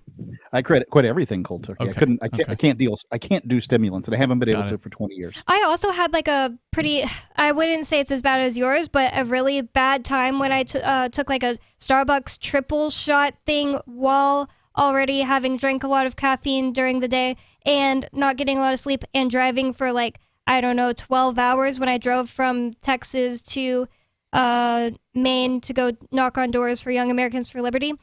But it was an isolated incident. Alu, you said you're a caffeine drinker. Do you find that it actually wakes you up now, or are you just servicing a habit? Yes and no, and it's complicated. I built up a big tolerance to it. So I need, a baseline is like 200, 300, 400 milligrams a day. Sometimes it gets closer to a gram. But it does not do that much to get me wired. Like as far as a lot of energy, to be honest, I think I'm super tired without it, and it gets me to like a baseline so I can function. Wow. But also it That's how makes I me feel. sleep badly if I have it like after like noon or 1 or 2. I can't sleep at night, so I should have it in the morning, but I have it throughout the afternoon because I'm stupid. So that's another habit. But I work overnight, so that's why I do have it in the afternoon sometimes. But yeah, sometimes it does give me anxiety, like Mark was mentioning. I think what it probably does, caffeine, is it probably stimulates your adrenal glands to release epinephrine and all the other catecholamines. And if you do it too much, it probably burns out your adrenal glands, and your adrenals, similar to diabetes, but the pancreas, it probably like runs it down and makes it like kills it because it works it too hard. So there's probably that, but also caffeine can cause anxiety, obviously, for obvious reasons. It's a stimulant, and some caffeine, like coffee, is generally probably, in my experience, the best way to take it because it's a bit like smoother. You get some energy. But when I'll take a big Red Bull thing, Rain, Bang, stuff like that, or a caffeine pill of just 100 milligrams, I got wicked anxiety. It made me, restless and apprehensive and moving around, jumping, and like really anxious. Yeah, that And happened I to did me not feel actually good. So it's very recently. interesting. I have this like something kind of like vertigo where it feels like there's a giant holding me and shaking me up and down when I go in elevators, and I think it's because I've had like a lot of concussions. Well, at least 2 concussions. Now it's like I don't even remember. But anyways, I took a caffeine pill. That's what I was trying to get to, and it gave me that feeling, and then it gave me a feeling like something's wrong. Doom is on the way, and I drink coffee every single day and have since I was around 10 years old. Wow. So, like, just the So my caffeine pill. hypothesis in that is that not all caffeine is equal. Some will give you more anxiety. Like my partner at work, an EMT, had a pill, and it's only 100 milligrams. It's like the average cup of coffee or a bit more. And I've taken 200 or 300 in the can. But that pill, I took it, and I had horrible anxiety. And I'm like, dude, I'm never doing that again. Wow. So like, I guess the way you get it could be different. Like depending on, coffee is higher quality or different formulation of the caffeine. I know nothing about the chemistry of caffeine, very, very little. But like there's probably different delivery routes or just slower absorption from coffee versus a pill. Alu, anything else you want to share tonight? Wait, before he goes? Huh? Yeah, go ahead. Oh, no, if he has something else, go ahead. Well, the other thing I wanted to argue about was RFK. I think Nikki and Captain Kickass and Steve Classic don't follow politics that much because they're anarchists and they don't follow Team Red. And What was it they were saying last night? They were saying RFK was invited because he was probably mentioned something positive about Bitcoin, so whatever. But that might be true. But I think the main thing he's talking about there. You're talking about. Sorry to interrupt again. You're talking about Robert Kennedy Jr. being invited to the Porcupine Freedom Festival or the Bitcoin conference. Yeah. Oh, no, I think they were talking about how he's going to speak at PorcFest, which I generally oppose for a few reasons also, like I've mentioned. But to defend him a little bit, people say he's not libertarian, and I think you've been shredding him the last few weeks. I think on the bright side, he is maybe the number one guy in the world fighting corona-fascism. It's him and a few others, like Dr. Malone, but he might be the number one as far as the overall power, consistency, and the getting the big message out there. Yeah, sure. I mean, we can work together with people on the right and the left on the issues on which we agree. Let's just not call them libertarian if they're not libertarian. I mean, it's like just that Jim Dore I wouldn't guy. call him libertarian, no. Jimmy Dore. Jimmy Dore. I loved him because I heard him at the anti-war rally thing. I followed him on Twitter, and I disagree with him on lots of things, and he is not a libertarian, but he is anti-war, and I still like him. He's with us on some good issues. There's no doubt about it. And that's the tendency that I've seen is with certain people in the libertarian movement here to just go ahead and pretend like people who would disagree with us on a lot of things are actually libertarians, and as though we're just going to pretend our way into having them agree with us. And it's just, no, we need to make sure we're clear that we're the ones who understand the non-aggression principle. We apply it as consistently as possible. We want to help educate these other people on what that means and how to learn principles. But I don't think we're going to be able to fool them into it. You know what I mean? And the other thing is, people keep saying that RFK is anti-war, anti the war in Ukraine. You cannot be anti-war and be pro-disarming innocent people. Mm-hmm. He is pro... Especially because even more irony is that Ukraine, and later confirmed that this was happening, I believe, Ukraine's government was literally giving out M16s or whatever AKs to every citizen on the streets. Yeah, they were. And the Democrats were cheering that on, by the way. That was fine for them. Yeah, Bonnie, absolutely somebody can have two opposing views at the same time. Humans are amazing. Yeah, and be wrong. Being a hypocrite. That's the force of Satan. When your inner self is opposing itself, you're not in unity. You don't actually have principles. You don't go, as I think and feel, that's how I act. And I think a libertarian kind of has to do that because it's a moral philosophy.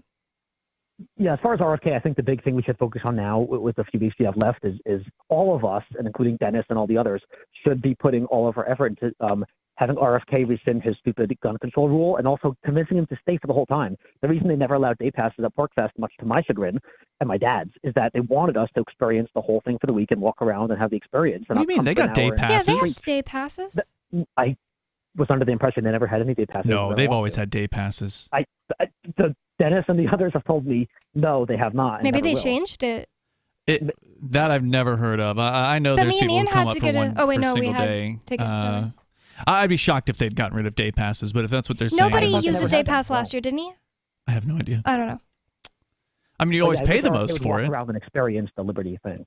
Here's if he's here for a week, I think it might affect him. Yeah, the problem is so he's leaving right after he speaks? Of course he is. That's how a lot of these people are. That's why, look, it's not my event. They're going to do what they're going to do with having whoever they want to speak for whatever excuses or reasons they want to do it. But man, there's nothing more disappointing than paying somebody, whatever speaker's fee and then, travel costs or I don't know what they're paying RFK. I don't know. I think they said they didn't pay him. Okay. He's probably just doing it because it's if he's running for president, he's probably not getting paid. Yeah, but there are some people is getting paid. That's but he might be getting But he might be getting a hotel room. You never know how that compensation goes. Yeah, well, maybe. I mean, if he's not staying, then he may not be. But anyway, my point here is that there's certain people, and I'm not going to name names, but there's certain people who've come up to the Porcupine Freedom Festival and the Liberty Forum.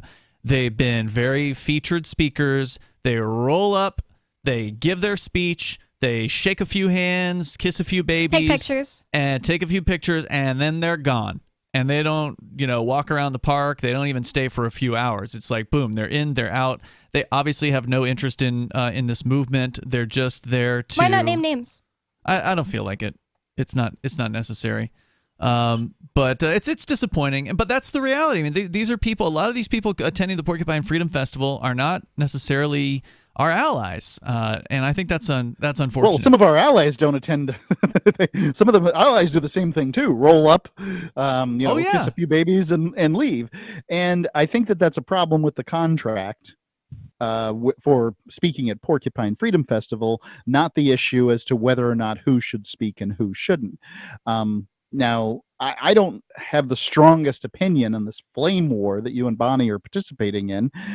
You're certainly not the sum total of it on Twitter that's going back and forth, but I will go down on the record as saying this. It isn't going to turn out well. It isn't going to have the best. I still notice when Mark likes opposing comments when I'm in an argument. What isn't going to turn out well? Somebody could get hurt. Somebody, it's just further tears apart the liberty community. People, when that happens in New Hampshire, people hold grudges. When they hold grudges, they do stupid things like kick Ian out because he says things on the internet. I will not be blamed for if I'm not blaming you. Okay, but I'm just saying you wouldn't be the only person. You wouldn't be the only person making like a veiled threat to me that like, oh, what if this gets Ian kicked out of the Liberty? I'm not responsible for somebody doing something totally immoral and wrong. Thank you, Alu, for the call I'm not tonight. saying you said I that. appreciate it. Alu's from libertyblock.com over there, so check his writing out. Does a lot of it there. Books and stuff. And I have a lot more to say about this Porkfest thing, but I know Mark probably wants to talk about his other I don't stuff. consider myself in a flame war over this, even though I have been attacked. All I've done was shared my opinion. That's it. I've just shared my opinion about having these politicians speak at Porkfest. Negotiation isn't just something union leaders and sports agents do. Your entire day is a series of negotiations. If you have young children, you know that. In fact, your kids can teach you a lot about negotiating with grown-ups. According to the world's greatest negotiator, Herb Cohen, author of You Can Negotiate Anything. Herb says that kids understand the process of decision-making within an organization. When one parent says no, they'll ask the other. And Cohen says children persist and persevere. And like smart negotiators of all ages, kids know that no is an opening bargaining position. With money and attention so scarce now, effective communication skills have never been more important, especially if you're a job seeker. For more tips, hit survivalspeech.com. I'm Holland Cook. From Feature Story News in Washington, I'm Nick Harper. US President Joe Biden and House Speaker Kevin McCarthy are meeting at the White House after negotiations on increasing the US debt limit stalled. They remain at odds over budget cuts demanded by the Republicans as a condition for raising the debt ceiling. Failure to do so could result in the US defaulting on its debt and causing havoc in the global economy. FSN's Kate Fisher reports from Washington. President Joe Biden and top Republican Kevin McCarthy spoke on the phone on Sunday as the president was travelling back from the G7 summit in Japan, a trip he cut short to deal with the threat of default. Earlier, he described Republican proposals as, quote, simply, quite frankly, unacceptable. Treasury Secretary Janet Yellen has reaffirmed that she considers June the 1st a hard deadline to raise the debt ceiling. Otherwise, the US risks defaulting on its loans and causing a global economic crisis. The European Union has fined Facebook's parent company Meta $1.3 billion over the transfer of EU user data to the US. The company has said it will appeal the decision. South Carolina Senator Tim Scott is running for president in an increasingly crowded Republican field for the party's nomination. FSN's Tony Waterman has more. In his announcement speech, Senator Tim Scott focused heavily on the theme of upward mobility, saying America is the land of opportunity and not the land of oppression. Scott, who is the only black Republican senator, denied the country is racked with racism, but instead blamed the Biden administration for moving the country backwards, saying the radical left is attacking every rung of the ladder that helped him climb. Scott is the 6th Republican to announce a bid for the White House, but he has garnered less than 5% of support in recent polls. Florida Governor Ron DeSantis, who is seen as the biggest challenger to frontrunner Donald Trump, is expected to launch his own run later this week. The United Nations has warned that the healthcare system in Sudan risks collapse. The assessment comes after the Sudanese government and the Rapid Support Forces agreed a week-long ceasefire over the weekend. FSN's William Denslow reports from UNHQ in New York. More than 800 civilians have died in Sudan since fighting broke out more than a month ago, and the United Nations warns the situation on the ground is deteriorating. Speaking at a Security Council meeting, the UN Special Representative for Sudan, Volker Perthes, said 2/3 of hospitals have been forced to close. The warring parties have fought their war with little regard for the laws and norms of war. The UN fears that fighting between the army and RSF risks exacerbating ethnic tensions in the country. The world body's calling for $2.6 billion to help roughly 25 million people in need of humanitarian assistance. From Bureaus Worldwide, this is FSN. You can help spread the ideas of liberty with our Patreon for just $5 per month at amps.freetalklive.com.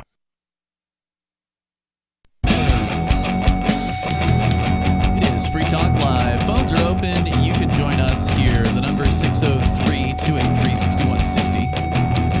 That's 603-283-6160. Ian, Bonnie, Mark joining you tonight. Free Talk Live is brought to you by Dash. This hour of Free Talk Live specifically. Dash is digital cash. It is a cryptocurrency designed to be used for spending. Unfortunately, there's some bad news within the last 24 hours about Dash. And this is a first in the long history of Dash. Dash is one of the oldest cryptocurrencies out there, circa 2014. And is widely available on exchanges and in multi-crypto wallets. It's easy to get and use Dash, except for the last 24 hours, where apparently, according to Coindesk.com, Dash's blockchain has halted as they attempted to do a hard fork for an upgrade, and something went dreadfully wrong. According to Coindesk, Dash... I haven't heard any of this. Yeah, the Dash Twitter account had posted about this today. And so this is the best story that I could find on it. Blockchain powering the Dash cryptocurrency stopped processing transactions and producing new blocks early Monday morning, according to Samuel Westrich, the CTO of Dash Core Group. He tweeted around 5 a.m. UTC, quote, "There was a problem during the V19 activation of Dash Core. The chain is stalled and currently not producing blocks. We have everyone investigating the issue." Several hours later, a Dash Core developer named Pasta tweeted, "The devs had identified the issues and were working on a fix. Quote, there are two options we're investigating and everyone is focused on promptly resolving the issue," he wrote, adding that the planned release of the latest Dash Core client upgrade might have to be delayed to resolve the issues first. We should have read this story like right before the end of the show, 2 hours after you read the ad. Right before the end Just kidding. I'm joking. I'm just saying you're reading like the ad for Dash at the same time you're reading. Yeah, no, I want to make sure people are informed on what's going on. According to that, Bonnie, I think is the integrity that Free Talk Live has around its advertising. We're going to give our listeners the truth as best we can get it. And I'm not saying you're not saying that, but I'm just, it's a real opportunity. Ian, having worked with Ian for many, many years, I know that he isn't going to shirk his responsibility to his listeners. And that's not to say he's trying to pwn Dash here or anything like that. I know. I think it's great that they figured it out. I just thought he would laugh when I said that and it'd be clearly a joke, but he didn't laugh. Yeah, no, it's a pretty serious issue. I mean, this is a pretty serious issue. They're dealing with the only time that the Dash blockchain has ever had something like this happen. According to Pasta, blocks and transactions on the Dash blockchain will not be considered final until an update is deployed. Exceptions will be made for two sorts of transactions specific to Dash: chain-locked and instant send locked transactions. One Dash Discord member, citing a call with developers, said the update might be delayed until June 14th. For the last, that doesn't mean it's going to be frozen for, for that amount of time. Update. Yeah, that just means that in order to get it done right, they may need to take some more time. For the last 10 hours, at least when this was written, there were no fresh updates from the developers. And following the news, Binance announced their mining pool for Dash will suspend the distribution of mining rewards. A user on the DashPay Reddit subpage suggested that the planned update did not go smoothly. Developers launched a hard fork, which introduced a new type of Dash node, and those new nodes created a serious problem. So the blockchain split into two chains running in parallel. Now, what is that going to mean for how all this is going to get, how all this is going to shake out? I don't know. I don't have the technical know-how to really be able to comment on this, but it's definitely something we'll be keeping an eye on.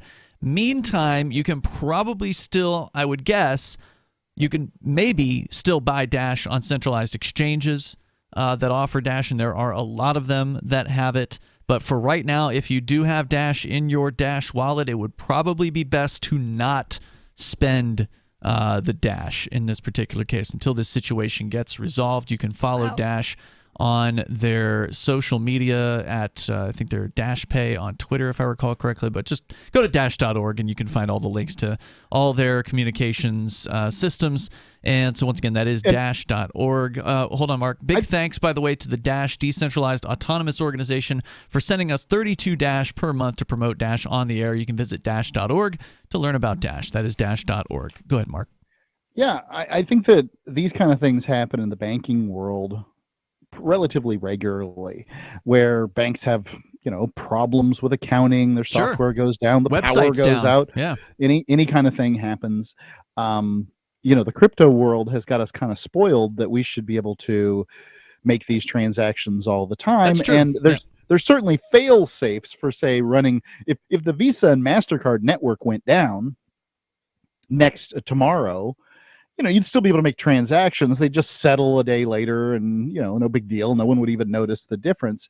And I think that that's kind of what's going on here is that if you make a transaction on Dash, it'll likely just sit on the blockchain until everything gets fixed here in a couple of days, and it'd be fine. I don't recommend it. I think the best thing to do is to figure out another way to spend money. But there are people who are choosing to live entirely on Dash, and I wonder what they're doing. Yeah, it's a great point, though, Mark, that certainly there's plenty of times where banks have taken their websites completely offline. They're unavailable for any kind of functionality whatsoever. I don't know anyone. And the fact that Dash has gone down for less than 24 hours at this point is remarkable for a nearly decade-long project. Maybe you guys do, but I don't personally know anyone that only uses Dash. No, I suspect there are obviously going to be cult members out there for every crypto. There's people that'll only use Bitcoin Cash. There's people that'll only use Dash. We don't know those people because the people here in New Hampshire, the crypto people, tend to be pretty rational. And it's good to diversify. Don't have all your eggs in one basket, even if it's a good basket. Sure, and it's wasn't Joel Valenzuela doing it at one point? No, he lives completely on crypto, but that doesn't mean that he doesn't have other cryptos. Okay. Correct. But he is a better big than Dash guy. He does get paid with Dash. He does work for Dash, so that's probably the prime source of value. I've seen him talk about other cryptos, though. He talks about other ones on Twitter. Yeah, he does. So we'll keep you in the loop as this develops. Right now, what they're asking people to do is if you're running Dash Masternode, and there's like 4,000 and change of those in the world, then they're asking that you upgrade immediately to the new version, Dash Core 19.1.0, and they say that if enough of the nodes do that within a short period of time, this should kickstart this thing and get it back rolling. So hopefully that will be sooner rather than later. And as I said, we'll keep you in the loop. Meanwhile, just go to dash.org and get connected and start learning about Dash. This is not going to be the end of Dash. It's just a bump in the road and what has been a very, very long, successful road for the world's, I would say, premier actual currency, cryptocurrency, something that can actually be used to buy and sell things with. So anyway, let's continue here. We got Ricky in Pennsylvania. You're on Free Talk Live. Go ahead, Ricky, from the Commonwealth of Thank you there, Brother Ian. What's on your mind? Brother Mark. Sister Bonnie, good evening. Hello. Hey.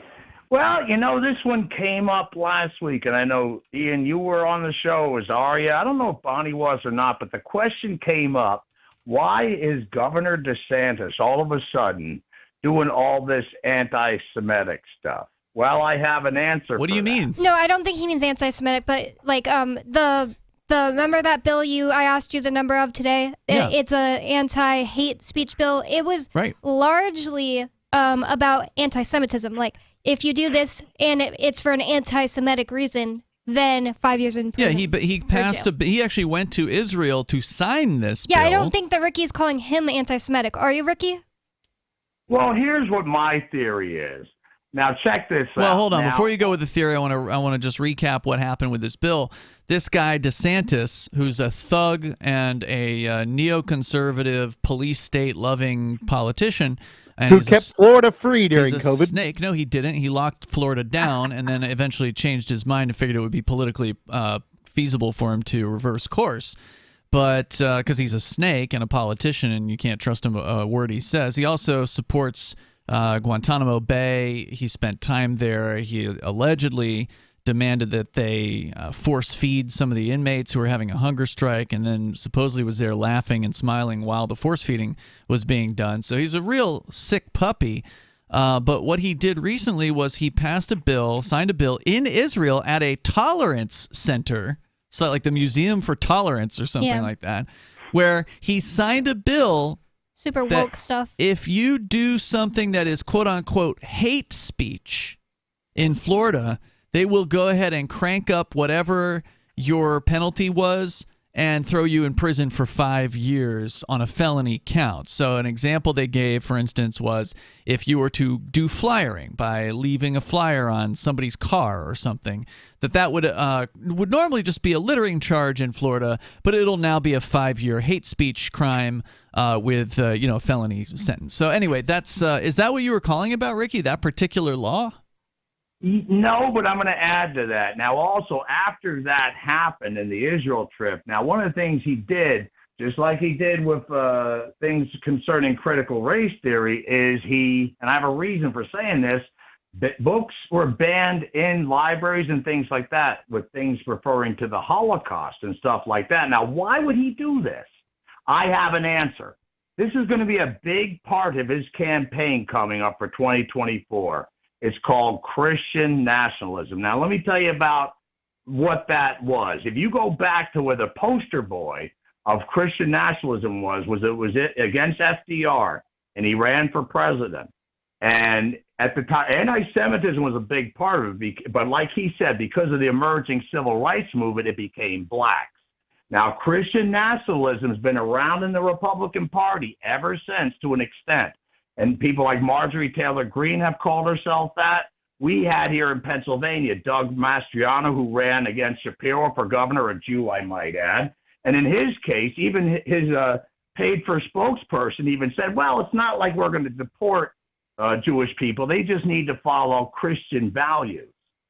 Now, the problem is that's where his angle is going. But how do you know that? I mean, why would that be his angle if he made a special trip to Israel to sign a bill that would target people for quote-unquote hate speech? I mean, that doesn't sound like somebody who's... You got to look at the situation in Israel. That situation with their government and us in general, and you got the Palestinians, has never been kosher. It's never been kosher. It's never been legit. You got Netanyahu back in there. He's the worst of the worst, and when it comes to his own people, and it's a ruse. This is where it's going to go. And why? Because if you talk to the MAGA people, they are big on the Christian stuff. Then you have nationalism. Other Republicans have been getting he's not pandering to the MAGA, is he? Isn't he going up against Donald Trump?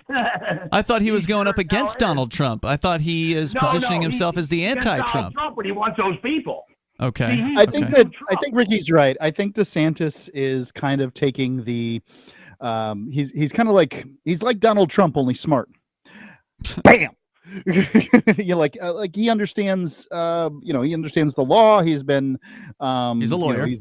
He's been a chief executive for some time, and he's kind of saying, what did he chief executive? Governor of the state of Florida. I thought you meant of an actual productive thing. Well, it was like in the Navy, I think. I don't think he's ever been anything but a bureaucrat. Yeah. Well, I think Christian nationalism is really evil, Ian. I mean, I'm sure it is. It's the worst. I mean, any form of nationalism is. I don't know if you bad. can just say it's evil, but the things that people have been convinced to do in the name of it have been evil. Like my parents, 100% voted for Trump because, well, first of all, people on God TV were saying like, God came to me in a dream and told me we have to vote for Trump. And then another thing is because he kept saying like, I will be the most pro-Israel candidate. And he did lots of stuff like that where he said he was going to do X, Y, and Z for Israel. I don't really remember what now, but yeah, Trump was doing the same thing. And that's how people get elected because Christians want to support Israel because there's like verses in the Bible that some people will interpret as like, if you're not supporting Israel, you're cursed. Yes, but Christian nationalists are against Jews. And they only comprise 3-point-something% of the population in this country. And the fact is, look into that guy that ran against FDR, and then you'll see throughout, including Marjorie Taylor Greene has called herself. Then who's the guy who ran against FDR? Yeah, I'm just confused. I thought that Christian nationalism was somebody who's like a nationalist, like a patriot for their own country, and they believe their country's the best, and they're a Christian. Because my parents would be that, but they're not anti-Jews. Bonnie, no offense, Bonnie, but you don't know what you're referring to. That's what I just said. Christian nationalists have nothing to do with other Christians. They don't like Jews, and with this guy adventing, now it became blacks also. Well, then they need a new name Jews because are a evil. nationalist has a definition and a Christian has a definition, and it's dumb to just... So this is the Mott and Bailey argument, Bonnie. You're absolutely right that's the intention, right? It's like saying that feminists are just out trying to find equal rights for women. But the Christian nationalism at its super duper core, the absolute kooks there, are not Christian. And they they're these sort of hyper conservative neocon types. They're basically everything a libertarian's not. Well, I just want to take it back about my parents, that's all. I just was like saying, and it wasn't contrary to what Ricky was saying. That I would say it too. Like I'm culturally Christian. Hang on a second, Ricky. I think it's important to get some kind of understanding of what this actually is. It's scary stuff, Ian. Well, I mean, nationalism in general is pretty. Yeah, but Christian nationalism as a specific group is really, really scary. Yeah, there's not much on Wikipedia about it. According to ambs.edu,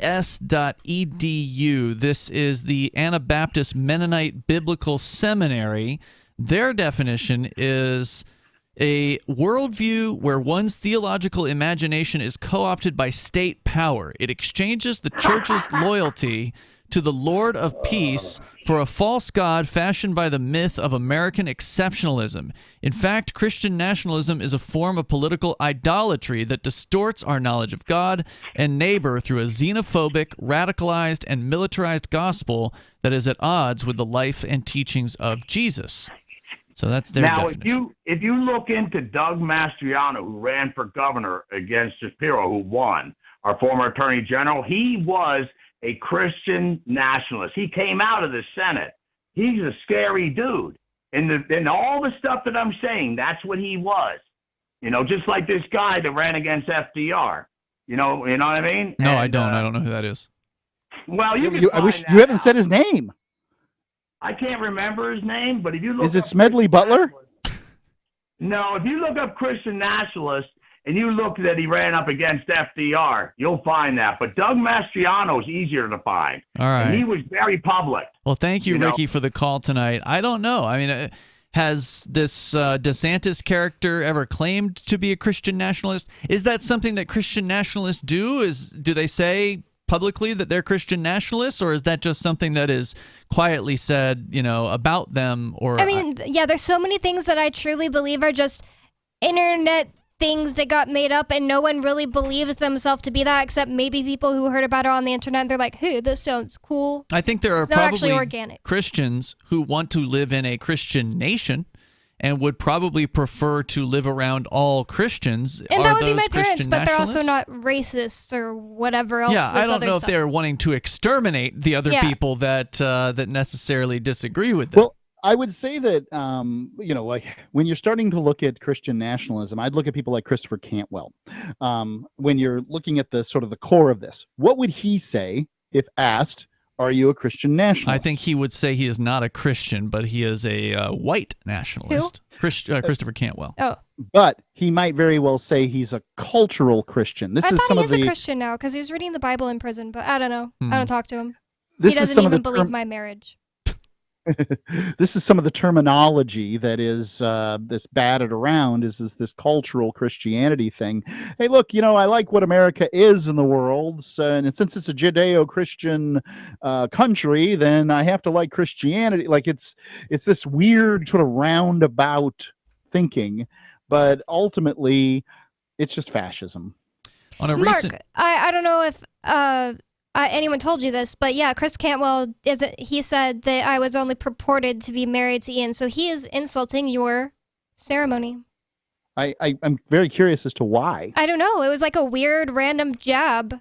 He said a woman calling herself Bonnie Freeman who claims to be married to or who purports to be married to a friend of mine. Well, what is it? I mean, that could not be true, right? Like you could not be married to Ian if Cantwell doesn't know. To Ian, and Ian has been like, yeah, I'm with my wife taking a walk. So he does know. All right. Well, anyway, according to the New Yorker, NewYorker.com, in an article written in April of this year about Christian nationalism, the article is titled, How Christian is Christian Nationalism? Doesn't sound very love your neighbors. According to Justin Gentry, who is a host of a podcast about leaving Christian ministry, the podcast is entitled Rev-Covery, with the first three letters capital R-E-V, Rev-Covery. He suggested the belief system was somewhat obscure even to its own adherents. Quote, I think that spitballing 70% of Christian nationalists don't know they're Christian nationalists. They're just like, this is normal Christianity from the time of Jesus.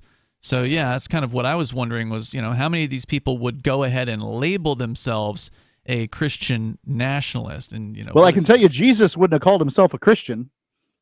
Well, yeah. Wasn't it not made up by then? No, the term? It wouldn't have been. All right, it was named after him. Yeah, right? Years after he was born too. He would have called himself a Jew. Yeah. Yeah. Right? Like Jesus was most assuredly a Jew. Mm-hmm. And as far as I'm concerned, any religion that claims to be Christ-like would, at the very least, consider Jews to be, neutral, let alone, right. Equal before God, if not place them higher. Now, I was taught as I was growing up in the Christian church that Jews are God's chosen people. Yep. I don't believe that. I believe that Jews are no different before God than anyone else. Sure. And that their sins are just as sinful as anyone else's, and their virtues are just as virtuous as anyone else's. But to me, I don't understand the sort of Christianity that says, you people killed Jesus. Holding somebody, the only people that killed Jesus were the people that killed Jesus. Right. And anybody They're who all dead was now. Right, anybody who's alive today definitely didn't kill Jesus. Like, you can't find one person alive today that killed Jesus. And if you're saying that that's the case, I suppose you could say anybody who has killed anyone has killed Jesus, because the biblical verse that says that these are what you do to the least of us is what you do to me, and so therefore what you do to your neighbor is what you do to Jesus. I suppose I can go your for that. ancestors did should be held against you, like if your ancestors owned slaves or did something to Ireland back when Ireland and Scotland were fighting or something like that. You're saying let's hold the English responsible for everything. I'm not saying they should. I'm saying if Jews should be held responsible for the killing of Jesus, which they shouldn't. And I'm obviously saying that that's why, or just an example of how stupid that would be. So there is apparently no canonical manifesto of Christian nationalism and no single definition of it. In search of rigor, a pair of sociologists examined data from various surveys and tracked the replies to 6 propositions. And they are: the federal government should declare the United States a Christian nation. The federal government should advocate Christian values. The federal government should enforce strict separation of church and state. The federal government should allow the display of religious symbols in public spaces. Separation? Wouldn't they not want separation?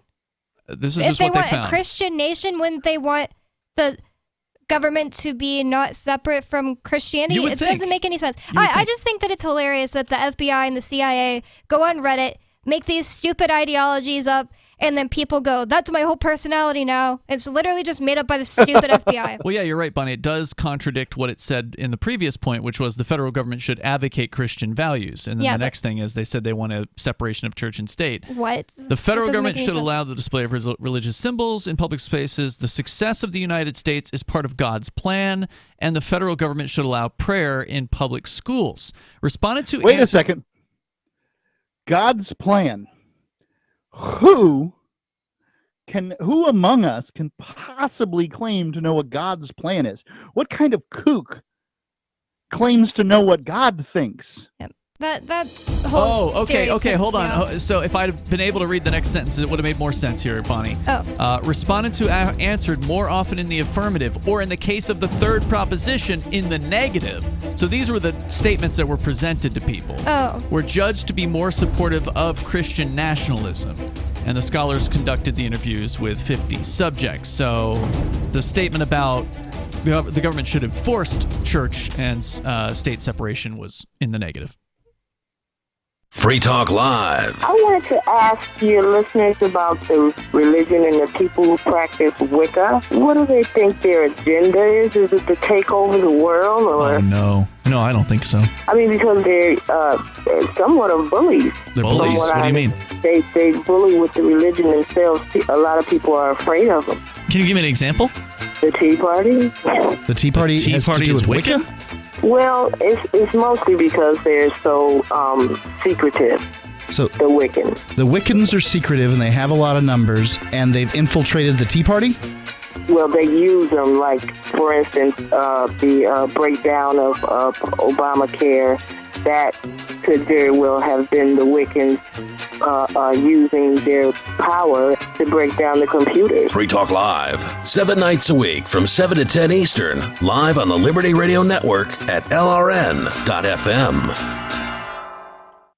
Looking for a great real estate investment? Consider New Hampshire, which is ground zero for the Liberty Movement. Your first call should be to Mark Worden from Porcupine Real Estate. He's more than just a real estate agent. He's your New Hampshire concierge. Where are the best places to live? Do you want farm, city, the burbs, or forest? Do you want a duplex or multifamily building so that renters pay your mortgage? There are homes in all price ranges in New Hampshire, and Mark can help with financing too. Invest in Liberty and property. Mark Worden can help. PorcupineRealEstate.com.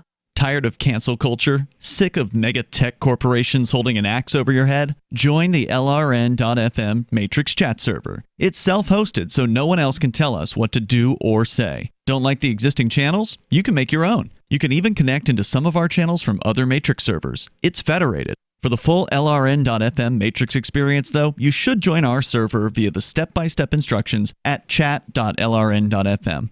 Chat.lrn.fm. You're listening to the live edition of Free Talk Live. Hour number 3 is next after the news here on the Liberty Radio Network at LRN.FM. From Feature Story News in Washington, I'm Nick Harper. US President Joe Biden and House Speaker Kevin McCarthy are meeting at the White House after negotiations on increasing the US debt limit stalled. They remain at odds over budget cuts demanded by the Republicans as a condition for raising the debt ceiling. Failure to do so could result in the US defaulting on its debt and causing havoc in the global economy. FSN's Kate Fisher reports from Washington. President Joe Biden and top Republican Kevin McCarthy spoke on the phone on Sunday as the president was travelling back from the G7 summit in Japan, a trip he cut short to deal with the threat of default. Earlier, he described Republican proposals as, quote, simply, quite frankly, unacceptable. Treasury Secretary Janet Yellen has reaffirmed that she considers June the 1st a hard deadline to raise the debt ceiling. Otherwise, the US risks defaulting on its loans and causing a global economic crisis. The European Union has fined Facebook's parent company Meta $1.3 billion over the transfer of EU user data to the US. The company has said it will appeal the decision. South Carolina Senator Tim Scott is running for president in an increasingly crowded Republican field for the party's nomination. FSN's Tony Waterman has more. In his announcement speech, Senator Tim Scott focused heavily on the theme of upward mobility, saying America is the land of opportunity and not the land of oppression. Scott, who is the only black Republican senator, denied the country is racked with racism, but instead blamed the Biden administration for moving the country backwards, saying the radical left is attacking every rung of the ladder that helped him climb. Scott is the 6th Republican to announce a bid for the White House, but he has garnered less than 5% of support in recent polls. Florida Governor Ron DeSantis, who is seen as the biggest challenger to frontrunner Donald Trump, is expected to launch his own run later this week. The United Nations has warned that the healthcare system in Sudan risks collapse. The assessment comes after the Sudanese government and the Rapid Support Forces agreed a week-long ceasefire over the weekend. FSN's William Denslow reports from UNHQ in New York. More than 800 civilians have died in Sudan since fighting broke out more than a month ago, and the United Nations warns the situation on the ground is deteriorating. Speaking at a Security Council meeting, the UN Special Representative for Sudan, Volker Perthes, said 2/3 of hospitals have been forced to close. The warring parties have fought their war with little regard for the laws and norms of war.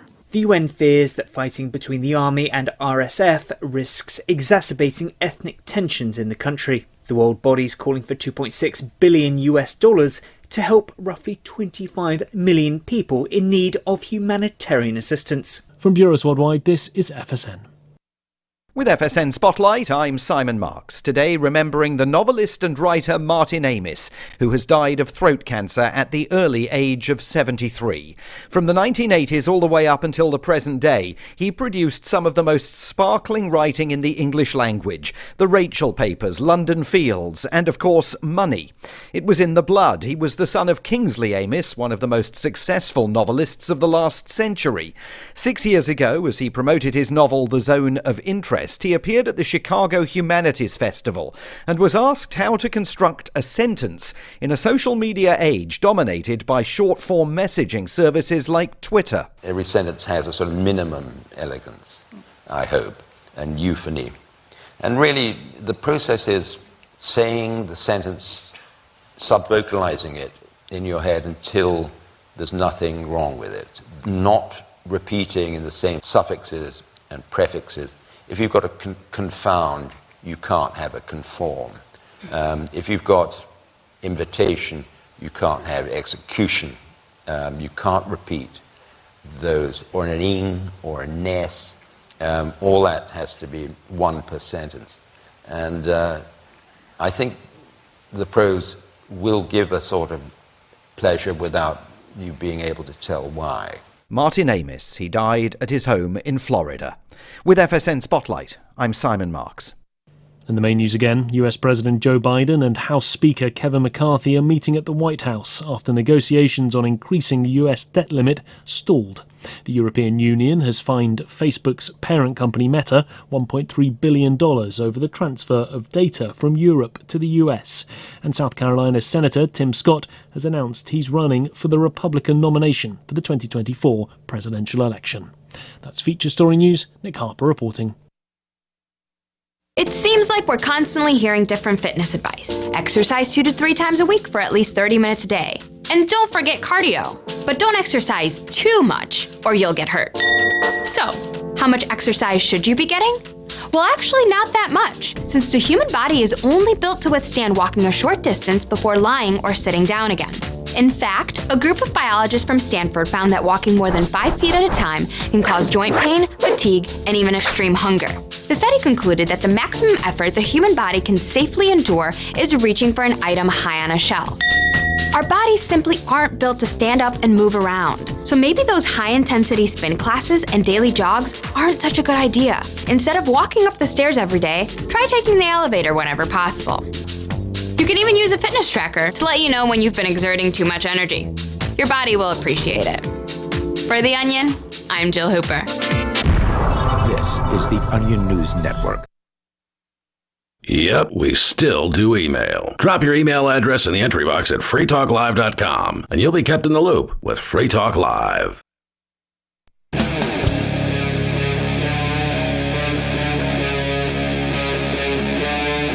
Free Talk Live.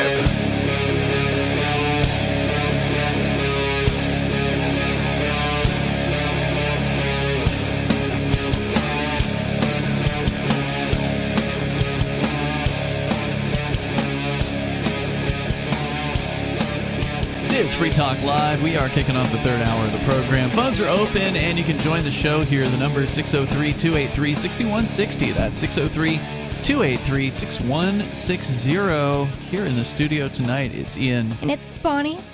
And Mark. And we have Mark from a remote location. His video is kind of in sync sometimes, and it's out of sync sometimes. So for you on the radio, you have no idea about any of that. The audio is sounding fine, Mark. And I don't know if that's a problem on our end or your end or Jitsy's problem, but either way, it's good to have you here.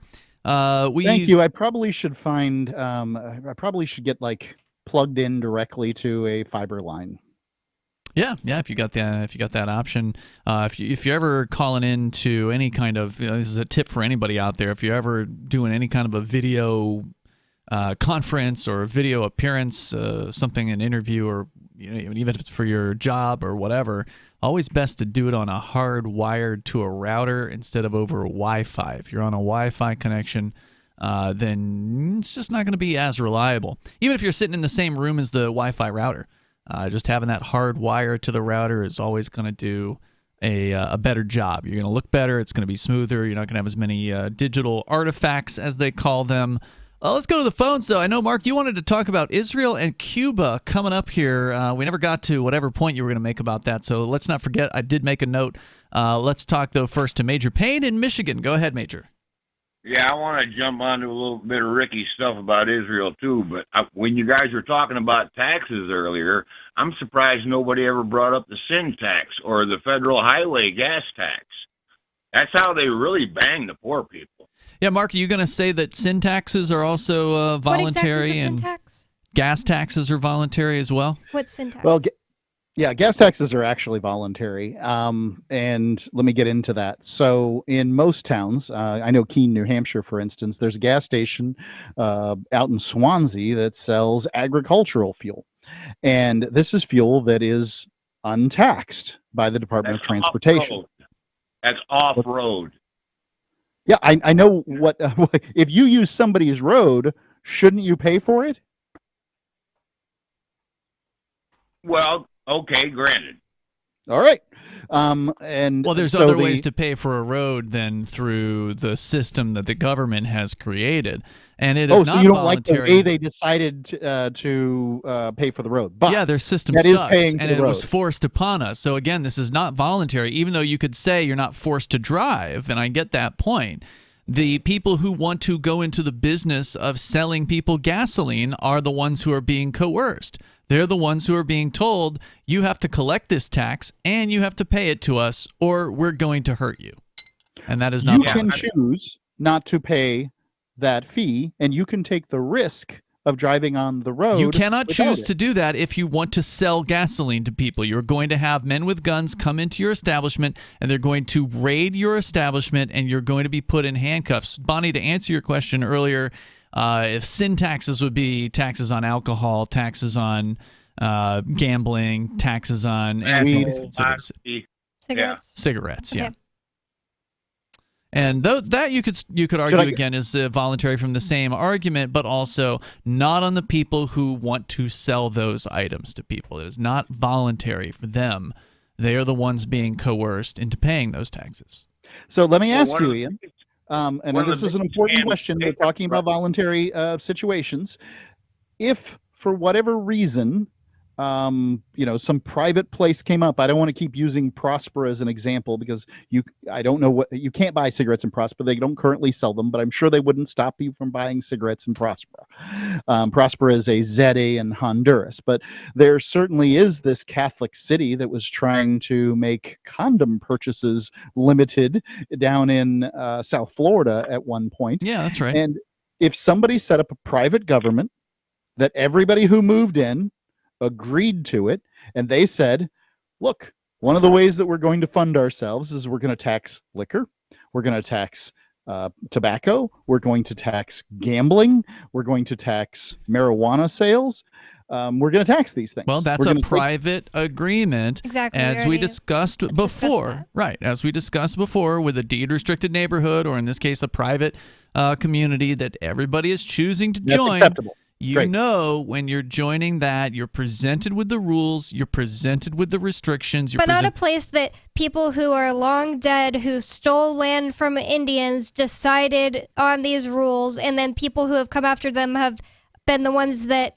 had the most power in the community and were like, oh, I'm going to get on this scheme. That's not right, and that's not the same thing as somebody who started their own private government and everybody on the land agreed to it. It's just not the same thing. Right. If I want to go to a strip mall and buy and rent a location in that strip mall for $3,000 a month or whatever it is, the owner of that strip mall is not going to tell me anything about what the stupid government's rules are. He's just going to say, he may ask what I'm going to be selling there. He just out of his curiosity, maybe he's got some sort of arrangement where he won't allow two restaurants right next door to one another. There may be like an exclusivity thing with his property. So there may be some questions he has, but he's not going to say, oh, you have to go and do X, Y, and Z in order to rent here. Maybe some of them would do that.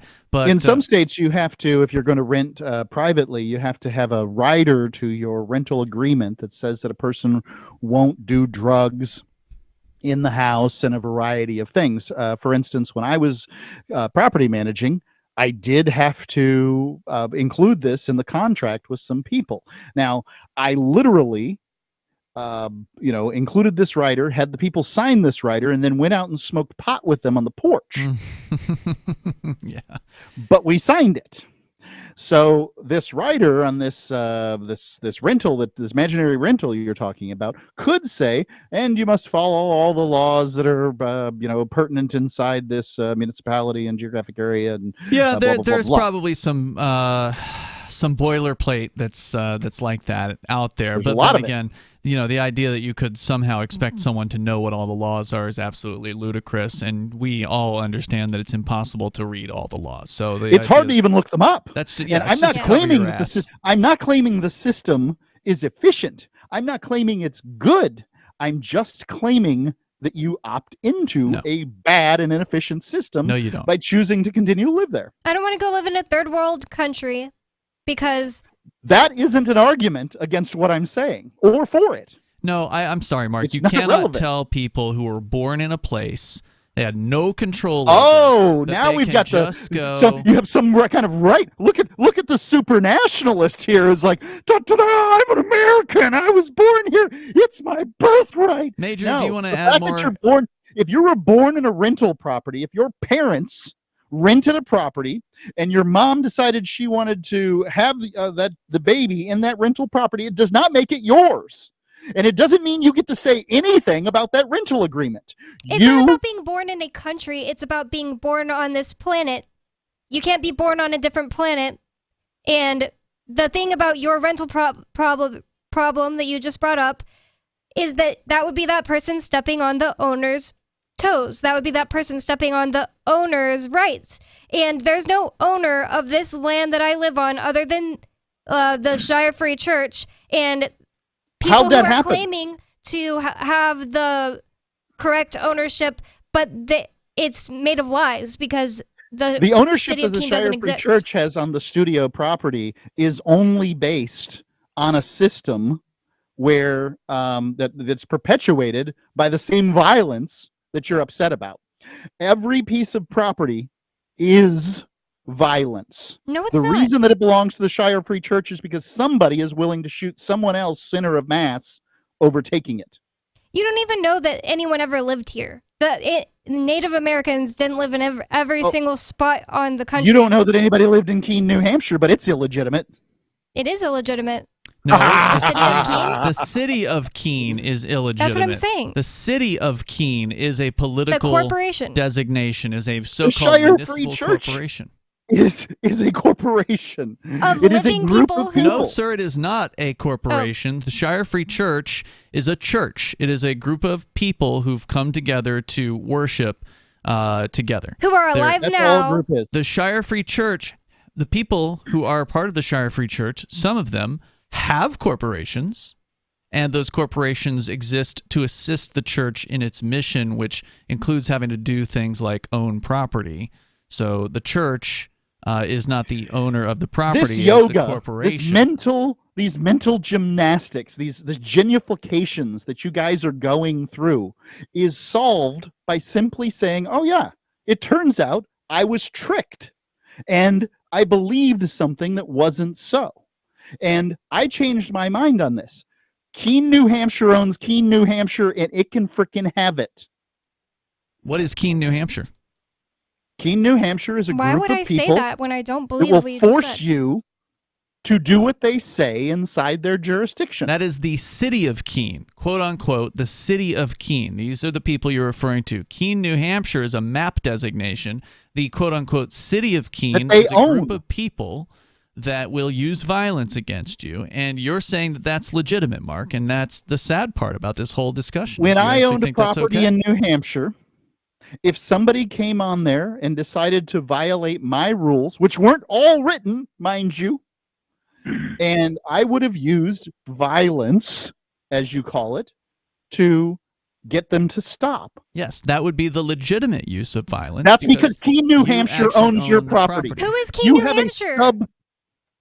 Keene, New Hampshire is a group of people that will shoot you over the rules that they wrote down over a period of time, over 200 years. They've owned that property for a long time. Even those They're people an are not actually, that's organization. actually not even correct. Those people are not actually the city of Keene. And they will tell you that. I asked the judge in my trial, who are you representing? And he said, no one. I'm not representing myself or anyone. So they're prosecuting me for a parking ticket. The victim is the city of Keene, and they can't point to me who that person is. Well, the judge can't be the victim. That wouldn't be a very fair thing. Now, I'm it not wouldn't, claiming... but he is. He claims to be while claiming that he doesn't claim to be. The state is the so-called victim, which includes the judge who claims he's not part of the state. He gets paid by them. Right, which he didn't admit to. I'm not defending their system. Well, that's I'm the telling thing. you that they own it. You are no, absolutely I'm not. defending their system whenever you say they rightfully, like, in Well, that's reality, the question. rightfully There it own is. it. The question. You said rightfully, and I have never said rightfully. Because I don't know. Well, then why do you give them the Yeah, credit why of do you owning keep saying they own it? Because you won't have a damn conversation about it. You will not let 1 point slide We did a whole by after as show fact. about it. We did a whole entire after show about All this. right, here with we my, go. Pretend Let me I ask want child. to give Major Payne the chance to weigh in here. He's still on the line ahead, listening Major to all this. Major, All go right. ahead. Good Lord, guys. As far as Bonnie saying Keene, New Hampshire is illegitimate, let's say I was born and I didn't know my mother or my father. I would be illegitimate. Yet I still exist. It's a different type no, of... I still exist. Right? It's the same Major word. Payne, that's a different definition. Whenever people say illegitimate child because the parents weren't married, doesn't mean you don't exist. That doesn't mean you suddenly... It's not legal. Legitimate and legal are the synonymous terms. They're related. You still exist in point of fact On reality. paper, on paper, you don't exist. Okay, that's fine. On paper, you don't exist, but in point of fact reality, you exist. But in this case, it's actually the opposite. On paper, they quote unquote exist because paper is just a bunch of words people can write down and say whatever they want. I can say I'm a fairy godmother on a piece of paper, and it doesn't make it true in point of fact reality. Well, that's true enough. Thank you, All right, Major, let's for go the back. call tonight, man. I appreciate it. Let's go to this caller. Caller, is this Peebles Mountaineer? It is. Welcome, sir. And I just wanted to call in to wish everyone a happy Bitcoin Pizza Day. Oh, thank you very much. Oh, that's today? Yeah, it's today. I the haven't had any. The 22nd. We had pizza like 2 days ago, yeah. We did go to Little Zoe's Pizza here in Keene on Thursday for our Bitcoin meetup, but yeah, we didn't discuss the I fact think that... you ate pizza on Bitcoin Pizza Day, Ian, because it was like past midnight when you ate pizza last night. That's true. I did finish off the Little Zoe's Pizza, but unfortunately, as due to my bail conditions, I'm not allowed to spend cryptocurrency, so I have not actually participated in Bitcoin Pizza Day in a meaningful sense. But in the did you last buy 3 it in years. goldbacks? I did buy with goldbacks. Yeah, I did pay with goldbacks. We but had you're Bitcoin Pizza Day at Neptune's on Coral Beach in Honduras. Let's say, Peakless, can you define what Bitcoin Pizza Day is for listeners that don't know? Well, Bitcoin Pizza Day is a recognition of the very first official purchase that was done with Bitcoin, which was a purchase of 2 pizzas for 10,000 Bitcoins. Wow. Peakless, can you tell Mark why the city of Keene is illegitimate? Oh yeah, so you really did finally hit on the issue. So there's the difference between de facto and de jure is the legal term for it, but like, can you keep someone from using it? Is like the de facto, like if I steal your car, I own your car in fact, but I don't have a right to it. Right. So there's a big difference between like, can you use force to stop someone else from using a thing? Well, that's owning it in fact. Whereas if I mixed my labor with nature, or someone else did and then they gave it to me, or someone else did and then they traded it to me, those are things that I own by right. Sounds about right to me. They can say that they own the land, and they can say that they'll kill me if I don't pay property taxes. That doesn't make it right. That doesn't make it the same exact thing as a human being who actually owns some land because they put their blood, sweat, and tears into it, and then they rent it out to people. Those are just two completely separate things. I don't think they are, though. Like the ownership that you're talking about that occurs in Keene, New Hampshire. We're using Keene, right now. The ownership that occurs in Keene, New Hampshire, is all built upon the claim that Keene, New Hampshire has to the land that it has drawn on some polygon on some map. Now, they were incorporated in 1770 or 1750 or something like that, and so they've gone through a few federated governments. They were a city before the United States left England. But they've continued on, and they've demanded money from people who live there and for services and blah blah blah. But ultimately, they the land that they have was probably owned by the Abenaki Indians at some point, right? And those Abenaki Indians, and I haven't studied it. Well, actually, but they were. Hold on. Let me stop you right there. So, one of the fundamental flaws in logic is that people believe that unaltered land can be owned. You can't actually own nature. That's the one thing you can't own. Once you mix your labor with it, then you own the resulting product. Okay, and it's beginning to sound Georgist here. How much labor are we talking about? If I just mix the kind of labor that draws a polygon around it, do I own it? Well, you own where you drew, but you don't own the bit in the middle. Okay. Well, I would have to agree with that. So, Living in Utah, if you set up a fence, you own the fence, but you don't own the stuff on either side of the fence. Well, I'll tell you this. I'm not willing to shoot anybody over land, generally. So, fortunately, I haven't had to run across this particular thing. But I think the point that I want to make is that the Abenaki Indians, as evidenced by what is going on in Oklahoma right now, would have had a government right now. And that government would not be hailed by Ian Freeman as legitimate.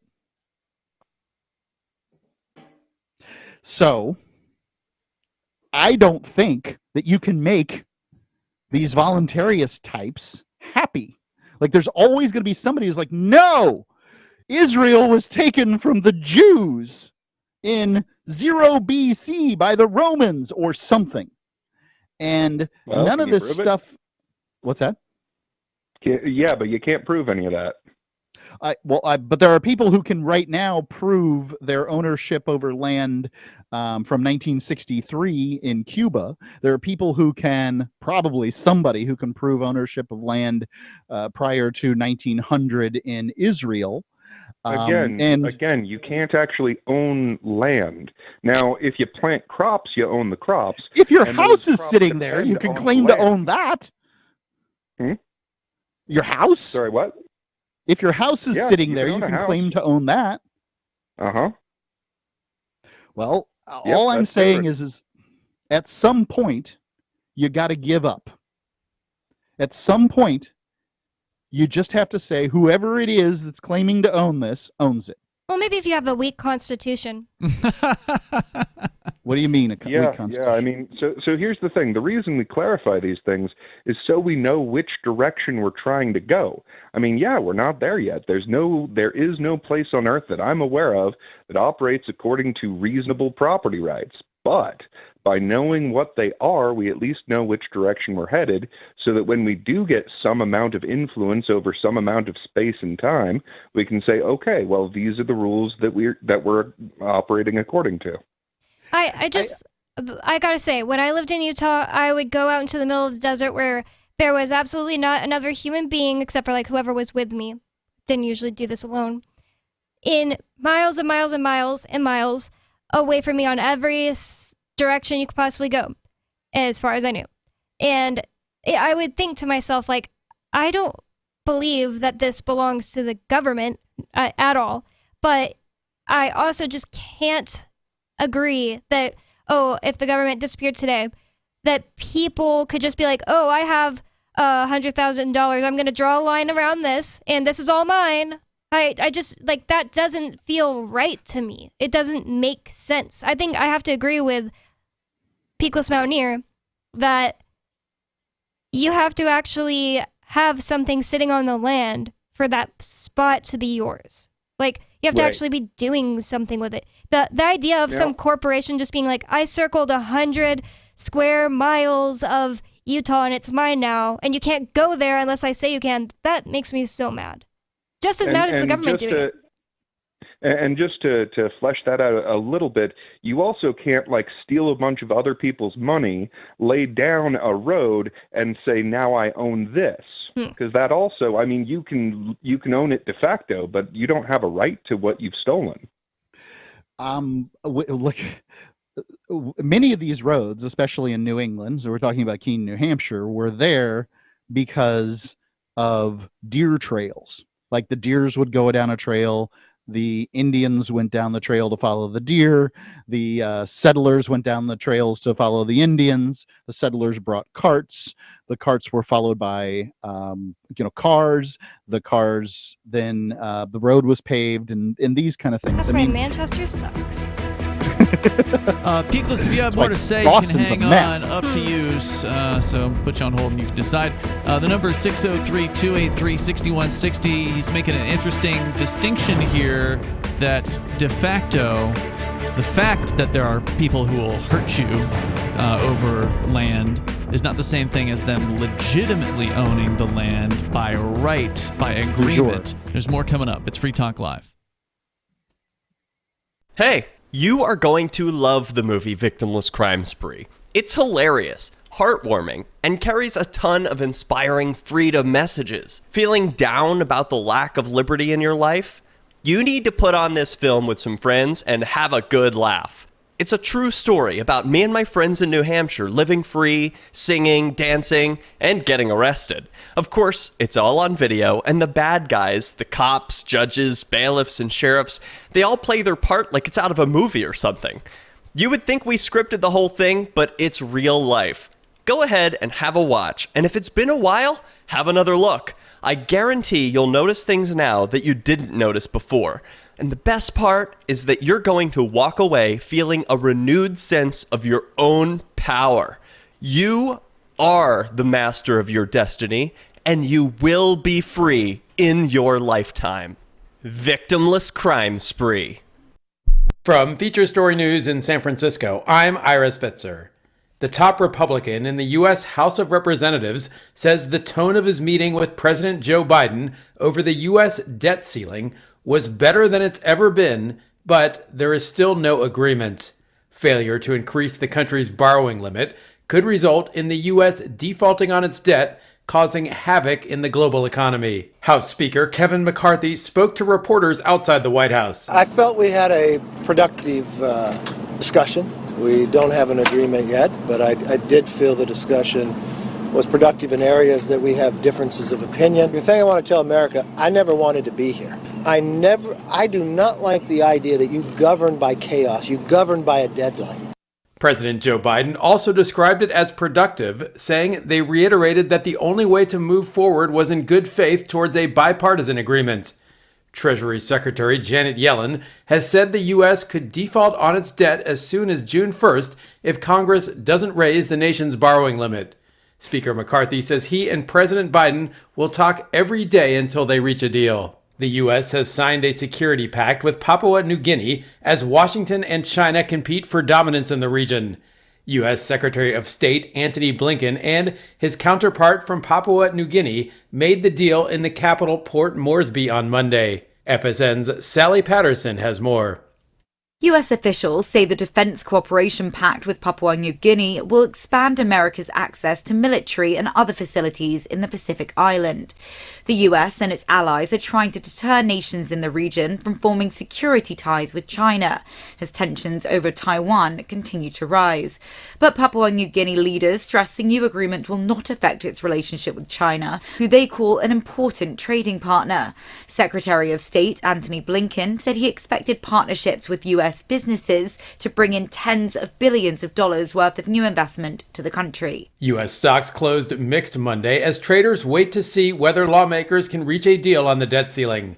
FSN's William Denzelo reports from New York. Time is running out to reach a deal to raise the U.S. debt limit, and that will likely remain the key focus on Wall Street until there's a resolution. But with little movement on the subject during trading hours, U.S. stocks struggled for direction. The Dow closed down 0.4%, the S&P was largely flat, and the Nasdaq ticked up 0.5%. Interest rates were also in focus Monday after comments from a few members of the Federal Reserve. St. Louis Fed President James Bullard said he supported another 2 rate hikes this year. And in company news, Meta closed the day up over 1%, despite being fined $1.3 billion for violating data protection rules in Europe. William Denslow, New York.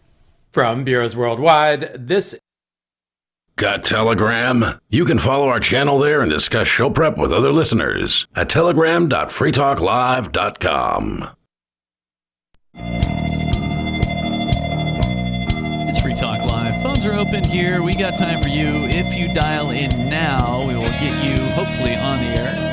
The number is 603-283-6160. That's 603-283-6160. Mark is going to be going to a conference coming up later this year, October 14th and 15th. I believe it is the 3rd annual Liberty in Our Lifetime conference. The website is... Fourth? Okay. LibertyInOurLifetime.org is where you can go to find out more about the event. It's going to be featuring the Free Cities people. They're going to have representatives from projects that will be purportedly upholding individual rights and freedoms in self-governing territories in the U.S., Honduras, Germany, and Norway. They're going to be joining to share progress and explain why you should consider moving to or doing business in a free city. Mark spoke at last year's conference, and he'll be speaking again this time around, October 14th and 15th. You can save 10% on your tickets by using code FTL, like Free Talk Live, when you visit libertyinourlifetime.org. Again, it's in Prague, October 14th and 15th. Join Mark.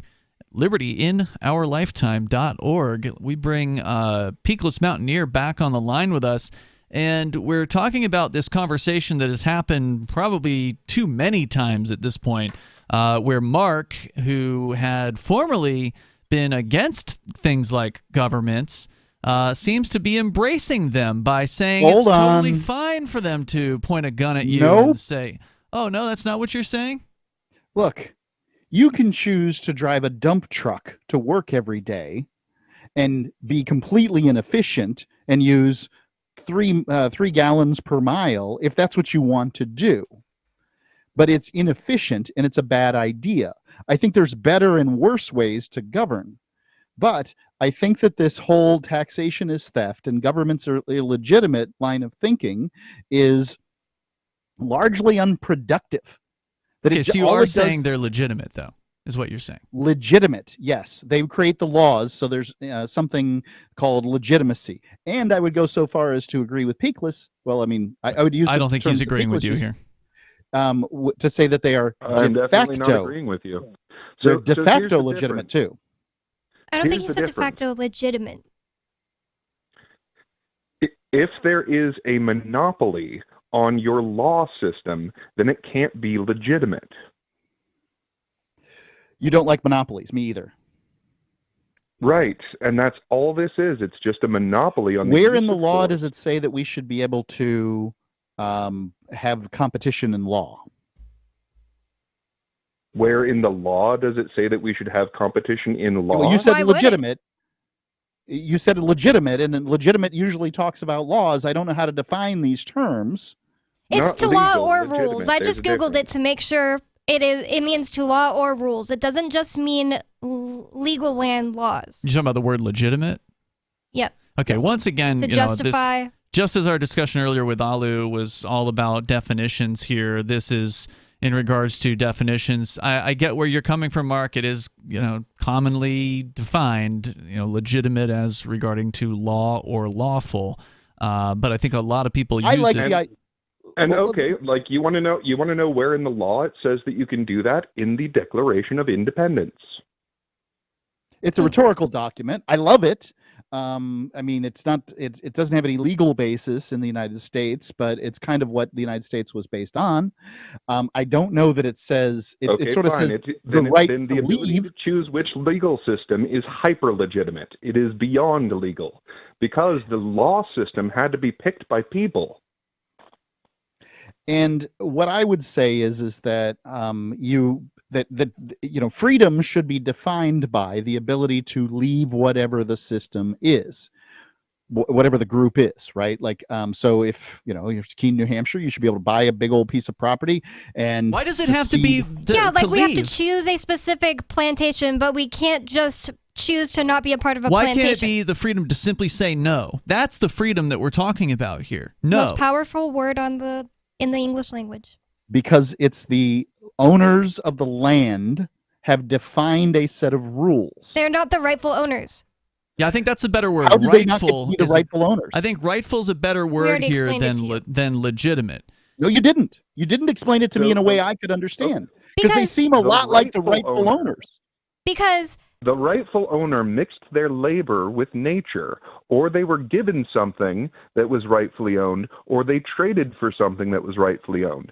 All rights come from mixing your labor with nature. That's where property comes from. Let's stop using my house as an example and use Market Basket in Swansea, technically in Keene.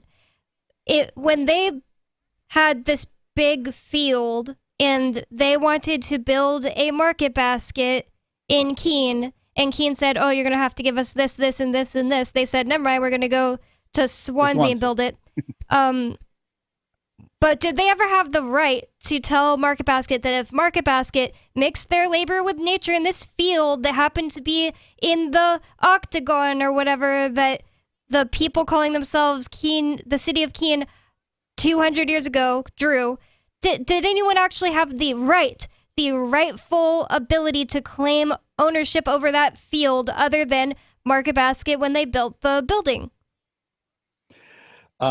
Look, I don't know what to tell you when it comes to the ownership and the mixing of labor. I'm going to say that this is libertarian rhetoric, and in order to get to where we want to be, that the fact is that field in Keene, New Hampshire, the de facto reality is that the field in Keene or the field versus the field in Swansea, it doesn't make a difference because they say they own it. And they've said they've owned it for That's not even what they years. say. They act like it. No. They only act like they own it. And possession is certainly 9/10 of the law or whatever. And if men with guns come onto the field, what do you mean then they don't say they own it? They don't say they own it. Tax bill. They don't say they own it. Okay. Okay, so they maybe say that so and so. Maybe I'm not getting my terms. Maybe I'm not getting my terms right for you. They claim to be the Lord of it. That's not even what they say, right? They don't say that. You're talking about what is real. Yeah, you're talking about what's really going on, that these are men with guns who will threaten and possibly kill you if you don't do what they say. That is acting as a lord. That is acting as though they own the place. But at the same time, they're saying, oh no, it's Mr. Smith that owns this field, and he's going to sell that field to the Market Basket Corporation, and we're just over here doing paperwork just to make sure that everything goes smoothly. We're here protecting your rights and until blah, you violate blah, the paperwork, in which case they send bureaucrats in, and then the next level is the bureaucrats with the guns, and then the next level is the body bags. Right. So what Peakless Mountaineer pointed out here, and I'm glad he called in about this because I think it was a really important distinction to make: the difference between ownership of right and this violent possession, this violent. Well, hey, to be fair, I only called in to wish everyone a happy Tuesday. Yeah, I was thinking the same thing. I dragged him into it. It's a really important discussion. And to Mark's point, yes, we are going to have to deal with a whole bunch of thieves in order to get to the point where we can live according to a reasonable system of ownership. You're just going to create the same system again. Why would we do that? Why would we, who understand that system as an institution of violence? Shire Society Declaration. Because ultimately, this is what makes sense. No, it doesn't. It only makes sense for a criminal enterprise. Hoppians may do that, but that's on us. What's a Hoppian? Free talk. Sorry, I asked Bonnie, what is a Hoppian? Well, a person who believes in everything Hoppe says will say well, I can't live next door to this person who's making their front yard look like white trash because it's affecting me, but really it's really not affecting you. I don't think you can live in a people that live in the neighborhood same... if that's what you want. That's what Hoppe's talking about, is basically deed restricted. Yeah, if you can't handle freedom. Everybody would want some level of sort of protection from their neighbors, and they do, except for you, I know. And I don't care if my neighbor's got cars and whatever in his front lawn. That's his I know choice. you don't care, and to be fair, but everybody else there's probably does. going to be a market for a neighborhood where they have the lowest possible set of rules, and it'll probably be cheaper to live there. Yeah. And if you violate that set of rules that do exist, they will forcibly remove you. I'm just saying that Which is rightful if you've already agreed to those rules. But somebody agreed to these already. Ian agreed to buy the property. That is not agreeing to their arbitrary rule. There it was is nothing not. in It's the not contract, was arbitrary. It is arbitrary. Have you ever It's seen arbitrary. these people? It's not arbitrary that it's arbitrary. The dog license is not arbitrary. I had No, this the dog dog for license 5 was in place before you were born. Yeah, it's arbitrary. And I had the dog for 4 years before I moved here, and there's nothing about anything in the entire world will change if I pay or don't pay the dog license. I'm It's not arbitrary. claiming that it'll change, and I'm not claiming it makes sense. That's what arbitrary It means. is, but the definition of arbitrary is based arbitrary on a whim. means you just pick something. Yeah, it's Based based on a whim. on a whim. That's what these people do. They meet every 2 weeks, and they rule people based on their whims. Okay, That's what so they the do. reason they have dog licenses actually makes a little bit of sense. The way they enforce it makes zero. No, it doesn't. Then why don't they have a cat license? Because cats are far less likely to get out there and get rabies and bite people. That's a ridiculous reason. That's not the reason they put it in Cats place. don't What chase does me raccoons, paying a dog raccoons- license help? If Coconut got my dog, Now, I said enforcement was dumb, didn't I? I don't The know. idea that they go through the list of people who got rabies shots Well, in what order could you to make them possibly pay do? for rabies shots doesn't make any sense. Yeah, what could you possibly do to change the situation if Coconut got rabies right now and ran out and bit someone? What could the government possibly have done to stop that? Why did you move into a place that had a stupid rule like this? First of all, I didn't even know about it until I think like 6 months after I lived here. You were supposed to read the contract, There's Vaughn. no contract. That's the point. There's 4 lifetimes worth of crap they've written down, and you better read it. Yeah, there's all of the places have stupid rules. All of them. And not a single one of them live according to them doesn't mean that they're right. Right, and not a single one of those groups of arbitrary rulers will ever present you with any kind of reasonable list of those rules upon your arrival on quote-unquote their property as They don't an have actual... Of course they don't have to, because they've got men with guns who will just kill you if you disobey their stupid list It's of rules. better for them if you don't know the rules, because then they can arrest you for anything. Yeah, that's true. I mean, it's If just you go to amazing that Prospera- you can sit here and defend these people, Mark. I mean, it's just absolutely what I'm amazing. trying to do is compare this to reality. You say that if I set up my own little cloistered society, that it's completely acceptable. No matter what rules I have, I can have the dumbest rules in the world. I can say that you don't just need a dog license, you need 9. Why? Because I picked the number 9 out of the air, right? But you say that's completely acceptable, Ian, because I'm you not saying I choose would to accept move it. there. I'm not saying I claiming would you move would. Able to do whatever you want on your rightful property. And If I that's go the into point your I'm house trying to and make you is say, that "Look, these you need pieces 9 of land licenses," have existed since before we were born. All y'all knew what was up with Keene, New Hampshire. You're just acting like I you didn't. literally didn't know what was up with the dog licenses, just for one example. There's I probably did not read 100,000 more. I did not read the Keene ordinances before moving here, and I suspect You can leave didn't- any day you I suspect, want. sir, you did not read the Westmoreland ordinances before you moved there. I found them difficult to even find. Yeah. That works against your argument. Yes, of course it does. They're inefficient and they're evil, but you accept them. You embrace them. You argue for them. I want Walmart and straight hair. You're the one arguing for them. You're No, the I'm one not. claiming they're legitimate. I'm telling you to leave. If you don't like it, leave. Shut up. Quit arguing about it. It's the truth. They own Mark. it. No, And that's the leave. same And really, old I don't even conservative- want Walmart that bad, but they have a corporation. I want anybody to be able to make a Walmart. And that's the thing. The fact that you just shouted, "If you don't like it, leave," is just perfect evidence of how absurd your position is on this. You have become like a conservative talking point at this point in this discussion. I know, Pickles, you were trying to get something in there, but he was stomping on That's you. an ad Go ahead. hominem and not accurate. So here's the thing. I can't leave sets of insane rules, because I can leave one set of insane rules, but only if I go to a place with another set of insane rules. Thank you. There's Amen. no place where I can just have sane rules. And yeah, if it's your rightful, like if you say you can come over to my house, but you have to have 9 licenses, well, it's your house. Morazan.city is open right now. Any of you in that room can rent a place there for $120 a month. You can drive, fly, and there's probably some trains you could take if you wanted to. Just situated right in front of the most dangerous city in the world for women. It's a terrible place, but it is walled and has armed guards. So I can just never leave the walls. So far, there has not been violent crime in Morazan.city. I'm sure there will be at some point, but you can argue against it because you don't like it. But you can't say that an alternative doesn't exist. No one said there weren't alternatives to the existing system. I'm glad that these things exist out there, Mark.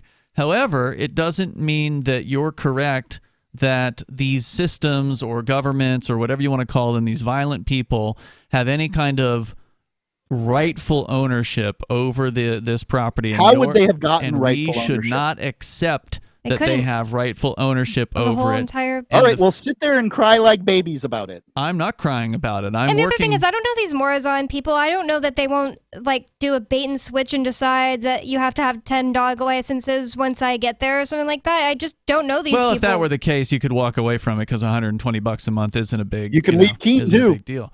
No, I can't leave Keene. I'm stuck here. I'm stuck in at least in New Hampshire. I'm stuck at least here in New Hampshire due to the federal government and the bail conditions on me. So no, not everyone has the freedom to do this. You were given the opportunity to move to Mexico several years ago by me. Yeah, and I don't want to live there either because of what Peakless Mountaineer pointed out is everywhere you go, with the exception of maybe your Morazan.city, everywhere you go that is a normal place to go, is there's going to be a killer gang around, and they're going to try to hurt you if you don't do what they say. Well, that gang exists in Mexico. That gang exists in New Hampshire. They are different gangs, and they have different arbitrary rules, but they will use force against you in every single one of those situations. So just saying you could leave... One gang is a little bit possible that one day it could be taken over. But Mexico is not possible. That's just not going to happen. Yeah, I'm not going to try to take over the government of Mexico, and I'm not going to give my life to my enemies. That's because you have a different philosophy. You have changed into the philosophy that you should just be as free as you can possibly be and ignore all of the people that are being harmed around you. And that's fine if that's how you want to live. What if the people around you don't want to be your type of free, Ian? That's pretty clearly the case for most people around me at all times. But they also don't have the right to. Then why are you subjugate trying to force things down their throat? He's not. He just doesn't want to be subjugated by them. Yeah, okay. I'm not trying to force anything down anyone's throat. That's why we're trying on one hand, Ian has just nailed himself to a cross. I'm here to free everybody else that doesn't want to be free. You be free because I have freed you. What? That's not what I'm saying. No, he doesn't. At all. He wants the people that want to be free to have the option. Yeah, the whole point of the Free State Project and the migration of freedom lovers here is so we can gather enough people who do understand what freedom means and who do value these things to where we can have some influence and actually move these ideas forward to lessen the influence or legitimacy of these criminal gangs. Go ahead, Peakless. I know you're trying to jump in there. Well, I just want to make a little Henry David Thoreau quote. Wherever a man goes, men will pursue him and paw him with their dirty institutions, and if they can, constrain him to belong to their desperate oddfellow society. And we're trying to do something else here. And one thing to keep in mind is, sure, I can move to Mexico and then starve. Because where I'm at right now, I can't do the digital nomad thing yet. Like, I need to actually go make a living, which means I need to interact with these people who follow insane rules in order to be left alone. It's really unfortunate, and I hope that everybody can at some point find some way to make money online and be able to do this. Oh, so you're admitting not everybody can just do what you're talking about? Are you admitting that not everybody can move to New Hampshire? Yeah, obviously there's people all around the world who can't come here because there's a criminal enterprise prohibiting them from coming here.